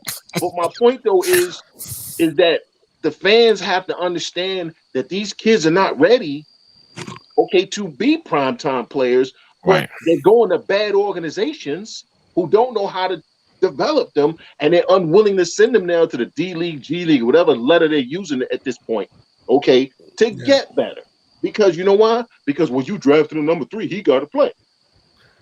Yeah, no, absolutely right, Chandler. What's scary about Toppin is if you look at the last few players that have done 2 years, the Quickleys, the Ja Morants, they seem a little more prepared. Mm-hmm. They did that 1 extra year in college. I mean, it's not a whole lot. It's close to what Dave was saying with the 3. Right. But when you look at Toppin and the coach that he has, it's almost like the French fried Ntilikina. Ntilikina has been through 4 or 5 different coaches. Now Thibodeau. So you can't tell me, even though the Knicks have had some shady coaches, that this guy has been through numerous coaches and he's still Frank Ntilikina. Kevin Knox is still Kevin Knox. You talk about progression. Me and Bishop happened to see Miles Bridges quite frequently playing for the Hornets. This kid has blown up. This kid has, and I'm not just talking about his dunks. Since he's been starting, he's averaging almost 20 points. Yes, his dunks are, highlight reels. Don't get me wrong, but he's improved in every area. Yeah, he's improved in every area. And guess what? This is the ironic thing, as me a Knicks fan. In back-to-back games at the Garden, the Knicks happen to see both Bridges that they drafted Knox in front of, Miles and Mikal. Figure that one out. And there's Kevin Knox waving pom-poms, and Miles Bridges is on the damn highlight reel every night, and Mikal Bridges has become a solid player. And there's Kevin Knox. And here's the thing to go back. You mentioned Ja Morant. Ja Morant's freshman year, he wasn't all that. Nope. He wasn't on the radar. It was his sophomore season that things changed for him because he wasn't even heavily recruited out of high school. The story. It was, what was it? AAU basketball. The coach came to see somebody else and ran into him going to get snacks and went to check him out and said, and what was that, Murray State or wherever? Murray State, and because they're the only one that gave him an offer. He was okay his first year. His second year he blew up, and you started seeing him on the highlights. But the thing is, these guys like R.J. Barrett and some of the others, 19, 20 years old, they're still growing physically. They haven't reached their full man bodies yet. These guys are still having growth spurts, and so I just think that there's a far less LeBrons out there and Kobe's that LeBron looked like a man playing in against high school kids, and so he had an NBA body, but most of these guys don't. And if they have the body, they don't have the NBA brain, the IQ, and they're not students of the game. And so I would just like to see, look, if you're going to have all these developmental players playing on NBA rosters, then charge me developmental prices. So even Kobe struggled his first year. Remember, guys? Right. He was full of himself. He had to learn. Yeah. But see, the same coach that saw Ja Morant by accident was also the same coach that told him, "Hey, kid, pump your brakes. One more year of this, and you might be something special." Right. And what happened? Look at Quickly. People forget Quickly was the conference player of the year last year in his conference. Even though Toppin was the player of the year, my eyes were still a little crossed with him at that high of a pick. Because guess what, guys? You rewind this tape, and I know you can't put that genie back in the bottle. The Knicks draft Halliburton and they steal quickly at the end of the draft. Mm. Wow. Because guess what? Your goal should have been to get a point guard. You had one. Yeah. And if anybody has watched this young man, Halliburton's progression this year, he's done pretty damn good. And we've, I think, identified right now, quickly is not going to be a point guard. Let's just be honest. He's not a point guard. He can shoot his ass off. He's not a point guard. He wasn't a point guard in college. So if you would have been able to pull off that double whammy and then happen to get Derrick Rose in a trade, you filled a couple of voids going down the road, especially considering some of the bizarre picks you made. Yeah. The Knoxes, the Ntilikina's. Enough of this, guys. I mean, everybody, even guys that were drafted 30th, have outplayed Kevin Knox. Thank God. I think this is his last year. I mean, hopefully the Knicks cut their ties with him, and because he just never progressed, guys. I mean, I don't know what it is. No, I think he never progressed. I think with the Obi Toppin selection, I think when Obi Toppin was in college, like he's a premier athlete. He's dunking on everybody and so forth. And then you get to the league, and there's like man strength there. Yeah, like people are not just letting you rise up and dunk on them. They're cutting off your angles. They're hitting you they're hitting you with the elbow and the gut. The game is a lot more physical, even though you don't see some of the stuff when you're trying to backdoor, you're getting hit and so forth, and they right there in your space. So he's like fell in love with the 3-pointer because I watched some of the highlights, and it's just like getting ready to say dude, that, like Bishop. you don't drive to the basket, you don't, because it seems like he doesn't like the contact. So it's like, dude, as a high flyer, like some of these things, like you should just be rising up on some of these guys. But he doesn't like that contact. He's much more comfortable right now, just jacking up long distance shots. And it's like it's gonna take him from the very beginning. I could see it's gonna take him like a season. So next season you might start seeing a little bit more like a mid range and kind of like some more drives to the basket, like running out and filling the lane, being that dude that fill a lane and highlight stuff like that. But right now it's like the game is going too fast. He's lost on defense all the time, like all the time. He's lost on defense. He's either 3 steps behind, or like he's just realizing what's happening, and somebody's already gone to the basket and dunked on him, and he's just reacting to it. So I'm not so skeptical of him, because I think he'll get it, because he's got that DNA. I think eventually he's gonna get it, and I'll give him till next season. And then on top of it, the position that he's there to play is like Julius Randle has exploded. So there's really no development time for him like that on the court. Like he would be needing to get 15, 20 minutes a game in order for him to get his sea legs, in order to, for us to see something. Well, he got this. He's not going to get that with Randle playing like how he's playing. So then let me ask you this, Bishop, and also gentlemen.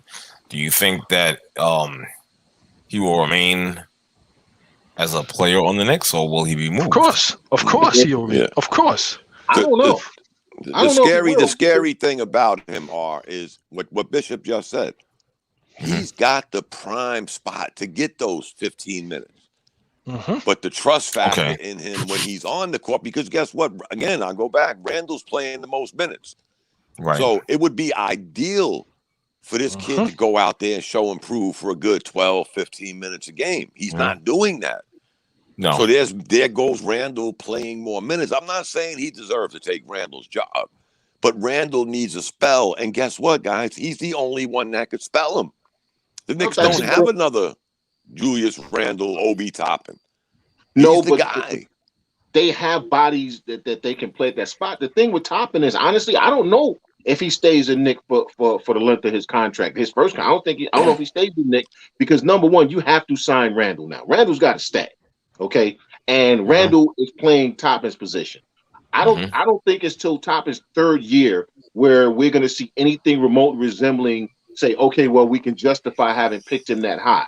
Y'all know how this Knicks fan base is. I'm not talking about us, but y'all know who I'm talking about. The clown portion of the Knicks fan base. Okay, and they're going to run this kid out of town, and that's why I never wanted him drafted that high, because I'm telling you, it's already started, but it is going to start 20 games in the next season. You're going to start hearing the word bust. You're going to start hearing people talking about you got to get rid of him. He ain't this, he ain't that. All right, and instead of, like Bishop said, understanding that he is going to need some time, okay, and that time may have to come in the summer, may have to come in summer league, which they didn't have, which probably would have helped them. And you know what? Honestly, it may take some time down in the G League, okay, because the one good thing about him, he's got a motor. The kid hustle. He might be out of position on every play, but he's hustling. You know what I'm saying? They just need a buddy hustling. He working hard as hell in the wrong spot on defense, but he working hard. And if you got somebody that's willing to work, right? You know what I'm saying? But I don't trust this damn fan base to not try to run this kid out of town. Yeah, he's good. Like when he does get, like if he gets the ball in the mid range, if he gets the ball in the post area where he's able to isolate, you see that he has some talent. You see that he has some ability. Like it's not a fluke. But it's just like the game is like really going too fast for him, and it's too physical. And he's too nervous. He's too nervous. It's like it's too physical. So I don't think it's kind of like, well, damn, these guys are fast. These guys are strong. This guy's smaller than me, and I got a 42-inch, and he got a 42-inch too. And he's playing at home, and which is hard. I never like to see young guys play in their home market on their first contract, because now you got all the extra added nonsense. Yeah. And how often, honestly, we can probably name 7 guys that's really worked out for over the life of their pro career. Most times they wind up having to go somewhere else, get the hell away from that market, and then they blossom because it's too much. It's too much. You know what I'm saying? Having to, he's trying to impress his friends, mom and dad's at the game. His mom played pro ball. She stopped shooting threes, but the team's letting him shoot threes. He's even said it. My mom keep telling me stop shooting threes, but I'm still shooting the three. It's not your game. It's not your game. It's not your game. You're a wing player. Fill a lane. Get some highlights. Cut to the basket. You should be trying to cut to the basket and catch bodies. That's what you should be trying to do this season. That's it. And God forbid he hits a three. Because then he's, whoa, I'm Jerry West. Yeah. You know who he reminds me of, though? He reminds me of Jeff Green in the sense that, remember, Jeff Green was supremely talented. Jeff Green should have been a superstar, but he never had that desire to be that guy. Now we watch Jeff Green catch bodies every night. Dude, now that you're 40 years old, now you want to start catching bodies. Now you want to start doing all of this. You should have been doing this in your 20s. I will say this about Top. I have not yet put him in the Kevin Knox box. Oh, no. He's got a motor. He's got a motor. He at least shows. That's the difference. Little something where Kevin Knox is like, I be just looking at this guy after 3 years saying, does he know he's in the NBA? Exactly. I try to give him the age alibi. Don't get me wrong, guys. I do. But then I see the Miles Bridges, the Mikal Quickleys. I'm seeing all of these guys that are his age that have progressed, and he's still Kevin Knox. And I didn't think it would last this long. I don't think his value was that great, because you could see Thibodeau was like, I can't do it. You know, I'm just, you know what? You speak of, you're talking about Kevin Knox and whatnot, but I'm just wondering what they did with all that surplus of, remember the I Heart Knox shirts that were, They sent him overseas, bro. They overseas. I think you get one when you get your second shot. I didn't get mine, man. What are you talking about? I specifically remember that they had the outbreak of those I Heart Knox shirts. I was like, looking like, really? Okay, it's a little too early for that, don't you think? But I mean, he was the new Bernard King. They had the crown on. Oh my God! New York, and I'm like, what the hell did I miss? No, I think they're probably gonna wind up. What is his contract though? This year. This year, right? It's a 3 or 4 year deal on the rookie contract. It's a 3 or 4. This is last year. The Knicks have the option to opt out. Okay, there you go. Yeah. If they don't so it's opt like out, the problem is like, okay, so we got a Kentucky coaching staff, we got Kentucky developmental and that didn't work. coaches, we got all of this, and it's like, yo, you get into the game, and it's still looking like it's your rookie year, like you still can't guard the pick and roll as a 6'7", 6'8" dude with long arms and athletic. You still can't guard the pick and roll. You still can't guard, guards. You still don't move your feet. You still don't play help defense. It's crazy. Like when the other night when Taj Gibson got hurt, and Norris Noel got hurt, and then the other big dude came in from the Caribbean. The other big dude came Norvell Pell, and he came in, and there was a pick and roll. So they put him in the pick and roll, and Knox was supposed to help out on his man. And I'm like, well, wait a minute. They just signed this guy, and he on your case about playing defense. Yep. They just signed him. Like the ink is not even dry on his contract yet, and he pointing out the fact that you're not playing defense. Listen, it's like, Norvell Pell's first game, he played 3 minutes. He got 2 rebounds, 2 blocks, and dislocated a finger, and didn't come out the game. All right. Plus, Kevin Knox don't move well without the ball. He's like a statue out there. I be watching him in his few minutes he's in. I'm saying, please move, show me. Just stands there. The only team I think I can see him being somewhat successful with is Golden State, because they're going to put him in the corner and just say shoot threes. That's it. Yeah. Probably. I don't even think they take him. Wow. So he becomes the Steve Novak of the West Coast. Honestly, yeah. That's really that's the only role I see for him. That's really the only role I see for him is I would say Harrison Barnes, but Harrison Barnes at least played harder. Harrison Barnes played harder. Yeah, he's a guy who you're gonna bring in with that second unit, and his only job is stand in the corner. Yo, we pass you the ball, you shoot. Because the kid can shoot. I'm mad at Dave, man. Dave, I went to get my second shot with my Knick hat on, and I didn't get that Kevin Knox shirt. I'm pissed off, man. I'm gonna take a snapshot of this picture review. I'm going back. Where's my Knox shirt? Wow. That was a New York exclusive. You know what I mean? Yeah. Crazy, man. Crazy, brothers. You know what? I'm almost gonna wrap it up. It's been a great discussion though, but I want to just get into one last thing. I'm gonna piss Chandler off with this one.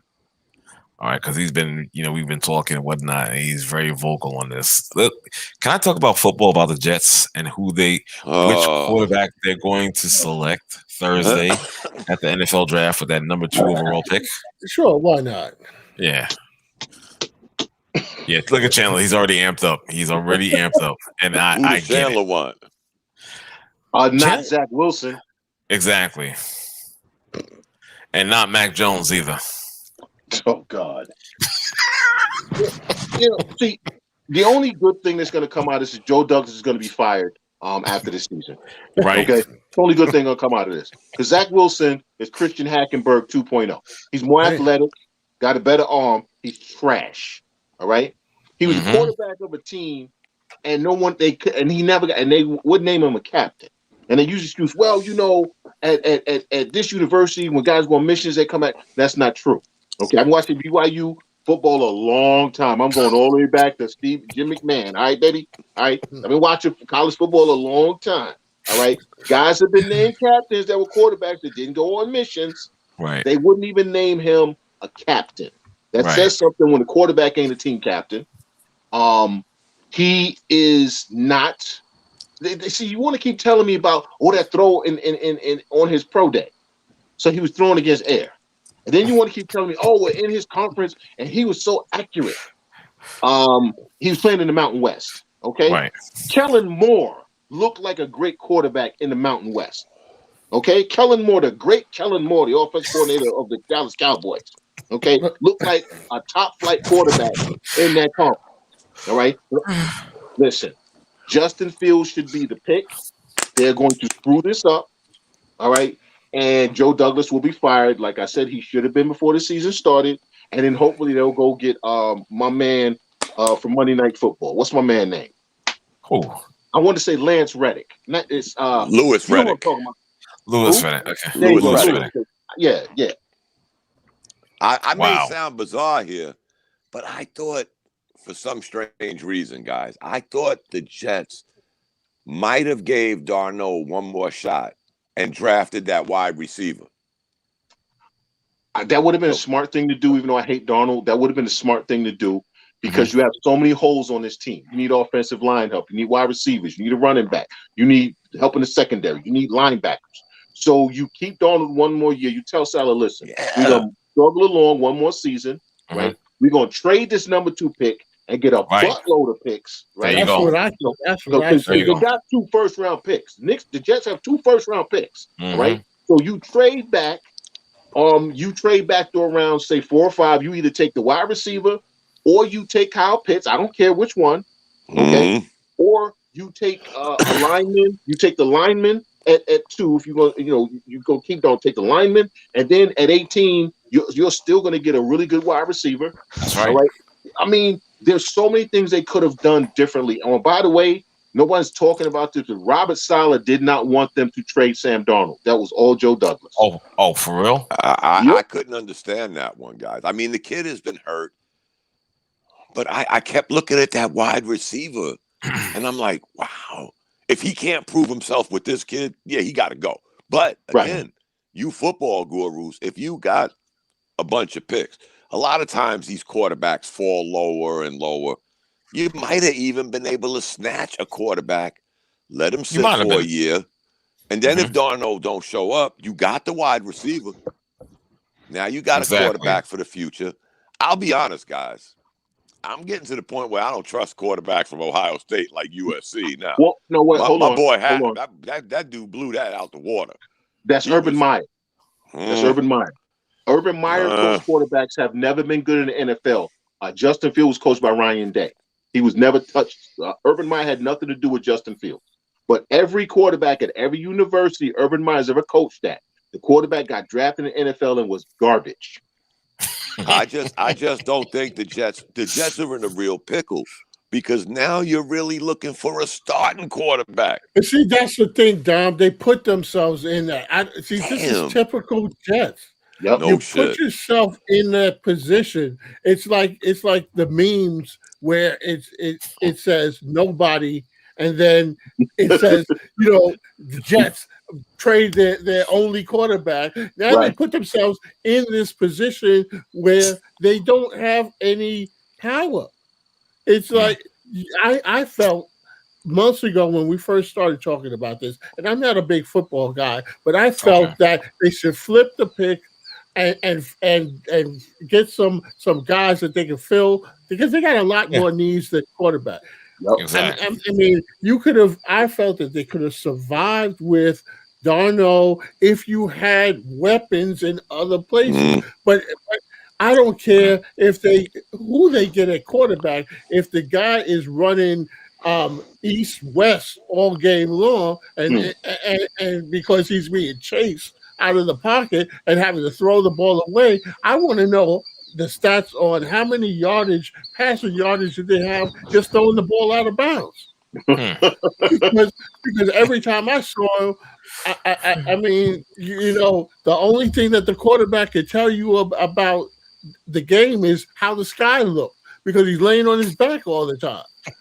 And the thing is with the wide receivers they have, they went and got a guy who was they went and got a wide receiver who was a bust where he was. Okay, he got beat out by AJ Brown. All right, he was drafted higher than AJ Brown, but then lost the job to AJ Brown. So you go sign him in free agency when AJ Green was out there and all these guys were out there. That's who you go sign. You went and got another middle of the road middling wide receiver. Denzel Mims is very talented. I love him. He can't stay healthy because he's one of those wide receivers that doesn't mind sacrificing his body.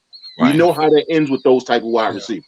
All right, their careers get shortened. I mean, this kid is built, but he reminds me of David Boston a lot. And David Boston, was a hell of a wide receiver when he was on the field. Right. Unfortunately, he wasn't on the field that much because he was always hurt. So once again, you're going into a season. Now you're going into a season with a rookie quarterback and basically Denzel Mims and some retreads. To show you how naive I am, guys. All I heard was the Jets traded Darno to the Panthers. I was like, oh shit, the Jets got Bridgewater. Then I got the alert from the Panthers, and I was like, well, they didn't trade Bridgewater. Then it hit me. Who the hell's the Jets quarterback? Who was their backup last year? It was Joe Flacco. Joe Flacco, That's right? Yeah, Flacco, yeah. Like I would have even signed, and I said this before, but he wanted retirement. I would have taken a run at Alex Smith. Oh yeah. Kept Darno, Oh hell yeah. I would have took a run at Alex Smith and said, "Listen, Alex, we don't really trust him, so we're gonna give you a 2-year deal. Even if you trade Darno at that point, I trust Alex Smith more than I trust you. Then you could take a Zach Wilson if you want, because I know I have a starting caliber quarterback and somebody who commands the room and who's going to get guys where they're supposed to be. Yeah, he's capped the check down, but every team he's ever played on, he took them to the playoffs. They may not have won a damn thing, but they got to the playoffs. And you know what, Chandler? When I heard they traded Darno and didn't get a quarterback, he's the first name I thought about. Oh, man. They ain't going to keep him. Maybe the Jets could get him. Then I hear he retired. Then I started doing the math. Oh, shit, the Jets don't have a quarterback. How you even get in that position where you don't even have a quarterback? Right, you put yourself in that position. That's what gets me about strange, this. Dave. I have no sympathy for that. You put yourself in this position. And so now you've got to hit jackpot, and they're going to pick wrong. They're going to pick wrong. Yeah, Trubisky went to Buffalo as a backup rather than come to the Jets. He's like, you know what? Now I'll go be a backup in Buffalo. I mean, this is what happened. They'd rather go there than anywhere and play and hold a clipboard. Yeah, than to play for the Jets. And like I said, Joe Douglas, I wanted him fired last year. Everybody told me I was wrong. Right? When he screws this draft up, and he's going to screw it up. Just remember, I told you what was about to happen. Because matter of fact, I'm gonna tell you this. You're gonna start hearing about the second week of training camp. You're gonna start hearing things about Zach Wilson's maturity and stuff like that. And then there's going to be an incident about the fourth week of training camp, or by the second week of the season, there's gonna be an incident with Zach Wilson. Watch and see. Wow. You know what? It's funny that you said it, because I agree with you, Chandler. I'm just like, this guy, he's going to get fired. He is going to get fired. If he selects Zach Wilson, he's going to get fired. You know, if God, oh man, I tell you. But God forbid, go ahead, God forbid this kid comes in and has a Danny Dimes week. Now he looks like a hero. Right. I'm telling you. Yeah, but I would have got that wide receiver, man. But I'm glad you specified a week and not a season or whatever. Exactly. You know what I'm saying? Wait till whoever San Francisco drafts after the Jets, right, gets them to the NFC Championship game, right? Right, and wait till whenever Trey Lance gets on the field, and you know, I mean, but see, they don't think about this. You got San Francisco drafting behind you. If they moved up to get somebody. And then if they take Mac Jones, I'm going to say this now, Kyle Shanahan's going to get fired. Oh, and I don't know if y'all watched that press conference, but John Lynch made sure to say that this pick is Kyle Shanahan's. Right. Everybody's like, oh, look, he's letting Kyle know what he's doing, and he's letting you know I ain't got nothing to do with this. You see he's about to take Mac Jones. I ain't got nothing to do with that. Y'all told me let him do him. Okay. Right. Go ahead and take Mac Jones, bro. Offensive genius. Go ahead. Damn. It's amazing how they buy into this hype and whatnot with certain guys. It's amazing. You know what I'm saying? The NFL draft, I'm like Dave. I'm not a big NFL guy, but the NFL draft got to be the biggest crapshoot of any draft in pro sports. Yeah. I could agree with that. I feel like, you know, the Jets are on old 42nd Street, and it's like 3-card Molly. Yep. You know, it's a shut game out there. Why don't the Jets sign that wide receiver? 49ers sign Jones. Shock Jets the world. trade for Garofalo.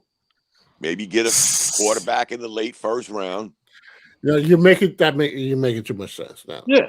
Well, see, I would have. There was actually thought. I saw Dom. I could see it. The wheels were turning. There was thought that was going before the words came out. You thought about it. Right. Yeah, that's not what they're going to do.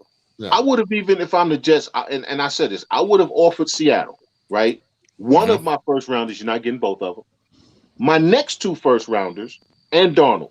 Give me Russell Wilson. Now, I still have a first round draft pick, right? Right. I still have all of the rest of my picks. Okay. So I can still fill in. And again, I have a competent leader, and I have somebody who's going to keep the fan base off my neck because I'm trying to keep my job. Right. So it's win-win no matter how you slice it. Yep. Right? They don't do that. But like I said, it's ridiculous the nonsense that goes on with these guys, because again, I understand everybody keeps talking about, well, he's an Ohio State quarterback, but they and again, that's why I brought that up. They neglect to mention that he's not an Urban Meyer quarterback, because that's really what it comes down to: is who's the coach. All right, because he's not an Urban Meyer quarterback. Urban Meyer quarterbacks are garbage. Okay, but Ryan Day is the one who coached Justin Fields. Right, that was Ryan Day. Because trust me, if that had been Urban Meyer, Justin Fields wouldn't have came back in that championship game. All right, Urban would have put in some third string to him. Oh, well, I got another guy over here on the bench. Okay, bro. All right, I see you. Oh man, gentlemen, I want to thank you guys for chiming in. You. You know what I'm saying? Yeah. You know what I'm saying? So thank you guys. So again, hopefully we'll be back Friday. I'm not sure. I got to speak to Max, see how he's doing. And if not, well, damn, what am I saying? I can't even do it Friday because I got to work. Duh. Man, they got y'all on all kinds of hours. Yo, you know what it is? Because my schedule rotates now. And this is all through the pandemic. Okay.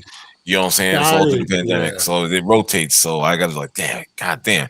So I know I ain't gonna be there Friday. Maybe Mac will do it solo. Did any of you guys get the shot yet? I got my first one. I got both. I was gonna talk about that. Maybe I'll stay it for another day. Yeah. You know what I'm saying? You didn't get yours, R? Nah. No, I was like, don't do that. No. Let me just say one thing before you go, R. I wasn't with it either. I wasn't either. I get a phone call, and it's a lady from the pharmacy, and she says, "I thought she was selling something." She said, "Dom, you want the shot?" I'm like, "What shot?" The COVID shot. I said, "I'm not on no list." She said, "Right, be here at 6:15." So I go there at 6:15, and I'm still on that kick. I'm not on the list. I'm not in that category, guys. You know how you go to that booth in the pharmacy, the little window? Oh, yeah. She said, I put my head by the window. She said, let me tell you something, motherfucker. Yeah. She said, let me tell you something, motherfucker. We're wasting on an average 17 shots a day. Get your ass in the room and pull your fucking shirt up, Dom. I was like, wow. She said that list. I threw that list out the window 3 weeks ago. She said, I remembered you. I said, let me call Dom, see if he wants a shot. Wow. Then she punked me when I got there. I was like, by the time she got done there, I was like, and then I gave her the wrong arm. Wrong arm, yeah. I was wow. Wow. Dom came out. You lucky she just told you to take off your shirt. Here's the thing. I don't know how they do it where y'all are, but I heard after you get the first shot, you got to register and get a date. No. It depends on the shot. It depends on the shot. You know what she told me? She just said she looked at her watch. She said, "Call me on the 23rd." Wow. The Moderna is you got to do. I got the Moderna. Days. Yeah, 28 days. I got the Pfizer. I think is one shot, and the Pfizer is 2 shots. Yeah. No, I wasn't going to get it either. I was holding off on it, and I went for a regular doctor's appointment, and my doctor was like, "You want to get the shot? We got them here." And I was like, "No, I'm not." And he was like, it's going to be like gold. He said, "I think you should get it. You're already high risk. You should get it." Wow. So I went in there. I said, "Oh, he made a phone call. Said, you got any more? I got one guy to send over. They said, yeah, we take them right now. So I said, you know what? What the hell? I Fuck went it. and got I the hear shot, you. and I got the second one. So I'm fully vaccinated for whatever that means. Me too. And then I got my wife and son the Johnson and Johnsons just before they pulled it. Okay. My wife Because, got that one. It was hard. It was hard as hell to get them in New York. See, I'm a priority list because I work in a school, so that's all I needed. But they didn't have any of that. You know, my wife and son, that they weren't on a priority, but it was hard to get it. And then I just went to this pharmacy, and they were like, "Yeah, we'll take them." Yeah, Man, you know what? I was so scared, guys. This is how much she punked. I was scared. Yeah. When I got done getting the shot, she said, "Now go sit out there for 10 minutes." I'm like, I went and sat in there like a little kid. Didn't move. I'm looking at my watch. Yeah. I'm looking at my watch. I said, I'm raising my hand like I'm in school. Wow. Yeah. Is my 10 minutes up yet? She said, you can go, Dom. I'm like, man, I ran out of there like a little bitch. Nurse Ratchet. What were you going to tell? I got my shot by accident. If you got people that still trying to get it, can't get it, see, just tell them come upstate. You get it real easy coming upstate. You know what? And it's true. I heard some other places. I heard, I'm gonna tell you this. I don't know if I should be saying it, but I heard something really wild. And in some of those southern states where they don't believe, they've got a lot of vaccines that are just sitting there. Yeah, so this is what I heard. Georgia. I heard that people come. There are people that are rich that are coming from Mexico. Yes. Wow. They're coming from Mexico. They fly into Texas and then go and they get the shot and they bounce because they can pay for it. Yeah, because that's the thing is you got this stuff is going to waste, man. And I get it. Listen, I get it. And listen, we Americans, we don't trust the government. We don't trust a damn thing the government say. If the government say it's snowing outside, we go outside in shorts. All right. Yeah. You know what I'm saying? But remember, again, we're all old enough to remember polio, and the polio vaccine was part of childhood immunizations. Yes. Think about the fact that they only came up with the one polio vaccine, regardless of how many people it was killing. They came up with 4 of these, bro. Like they need to get people back out there spending that money. So these things got to work because they need people spending that money. Let me tell you before we let me tell you the other punk job she pulled on. She said, "Did you do 20 years in the Army?" I was like, "Yeah." How many motherfucking shots did you get and you don't even know how to spell? I'm like, wow. She pulled that on you. She said, she said, "You still here, right?" So now as I'm walking out after my 10 minutes, she stops me as I'm power walking. "Dominic." "Yes, ma'am." Tell your wife to give me a call. I'm like, "Yes, ma'am." I ran home. I said, honey, you guys. Carla's at the pharmacy punking people. You want your shot? She said, "Yeah, I guess."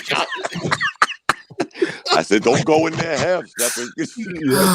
Cursing and shit. That's crazy. And then she calls me up on the 23rd of March and says, "Dom, you got to be here tomorrow." I was like, "Is it the 24th already?" She said, "Yeah, 11 o'clock." I'm like, "Don't be late." I don't even want to look at her no more. I go in there. Damn. That's too funny. I'm like, that is too funny. I wasn't in no category. I wasn't on. Remember when they was doing that list shit? You gotta go and register. And then the funny thing, Chandler, after I get my shot, Fort Bragg calls me. Yep. The VA calls me. Right. Everybody, Fort Bragg guys, when this first happened, they made it down to 14-year-olds in like 3 months. They was doing 90 shots an hour. Oh, wow. Drive-bys, guys. Drive-bys. You pull up in your car. Yeah. I'm like, I don't know if I... You know what? You know what's crazy? Army, but... you know what's crazy, man, is the fact that and this is gonna sound horrible. So yeah, this is gonna sound very bad, but I just think the whole thing with the categorizing by age is ridiculous. They got Yes. they got it mixed up. My thing is they should have started with the younger people first. Okay, because if you go with the older, I'm just saying, if you go with that, and the fact if you do it the older people, they're going to be standing on line. They're going to be dropping anyway. I'm just saying. So it doesn't make. It didn't make sense. And they're not out as much as the younger people are. No, they're not. But they also made it more difficult for them. They made it so difficult for them to get the shot. Yeah. You got to go on the website, register. They 70, 80, 90 years old. They ain't using no damn computer. Exactly. You know, and they made it so hard for them, which is why it. But even still, like what Dom said with the VA here is still talking about just high priority only. Now, if you call them, right? If you call them and say, I want the shot, they will tell you come on down. But in reality, they still on that priority nonsense. So every state, every city damn near is doing something different. And that's the part that makes people reticent is because once again, God forbid we have one plan. Okay, not you get to do what you do. Can we have one damn plan and stick to it? Just one. I got to admit, guys. Right. Remember when these shots first came out? North Carolina was the first of 4 states to get it. Mm-hmm. Now I'm not tracking it. I'm just trying to do my thing. Be careful. But I'm reading. I'm getting after like 4 months, they was at 14% of the population in North Carolina. I'm like. That's kind of weird. They've been doing this shit. Meanwhile, Fort Bragg in this time frame was down to 14 and 16-year-olds. Mm-hmm. Now, Fort Bragg may be in North Carolina, but they're their own. Yeah. And I'm thinking to myself, how the fuck did they go from 65 to 14 faster than a Porsche? And the state of North Carolina is at 14%, and you were one of the first 4 states to get this shit. Well, North Carolina, I heard that they were up the numbers now because now they shoot you while you're running away. That's not. They did up the numbers though, Dave. They're up to about 50-60% now. But you're one of the first 4 states, and you're at 15%, and you're still telling R. Dave, Chandler, well, you're not 65. Well, damn it, if you didn't do all the 65s in this long a period, you just start shooting people. Not that way, Dave. Shooting them. I'm just, you waited that long to start doing the math and saying, that's great. Hey, Dave, you want a shot? I mean, it's stupid. I can't keep wearing the mask. Kicks up my anxiety. All kinds of stuff. So for me, the biggest reason for getting it was so that at some point I don't have to wear that damn mask because, dude, I go in the store, man, and people start moving away from me. I'm standing there sweating, fidgety, looking like I'm about to rob the joint. And I got a good one. I got that Under Armour one that breathes cool air on you, but I'm still like. I don't like. I don't know if it's my PTSD kicking in, but I'm like, dude. And I end up going out. I go outside. I don't even go in the store with my wife. I hear y'all. Man. I yelled at the cashier at Walmart, man, because she's standing there. I said, my anxiety's kicking up with the damn mask on. Can you hurry up? Hurry up. In Walmart. I'm getting ready to walk out without paying. Shit. Maybe I'll consider it. I have to still do it. Do it. How old are you? I'm 56. I'll be 57 soon. Got a birthday next week, right? Huh? Yeah. Yeah, on Monday. Yeah, I think Monday. Yeah. That's your birthday present. Yeah. Exactly. I don't know about that. I have to wait and see. If you're not going to do it for you, this is a public service announcement. Oh, shit. Here we go. Not going to do it for you. Do it for the people you love. All right. I respect that. I respect that. I'll take it under advisement. That's the best I can do. That's all. Strong advisement. I'll take it under advisement. We don't want to see nothing happen to you, that's all. And I don't want. Yeah, for sure. I do appreciate the concern.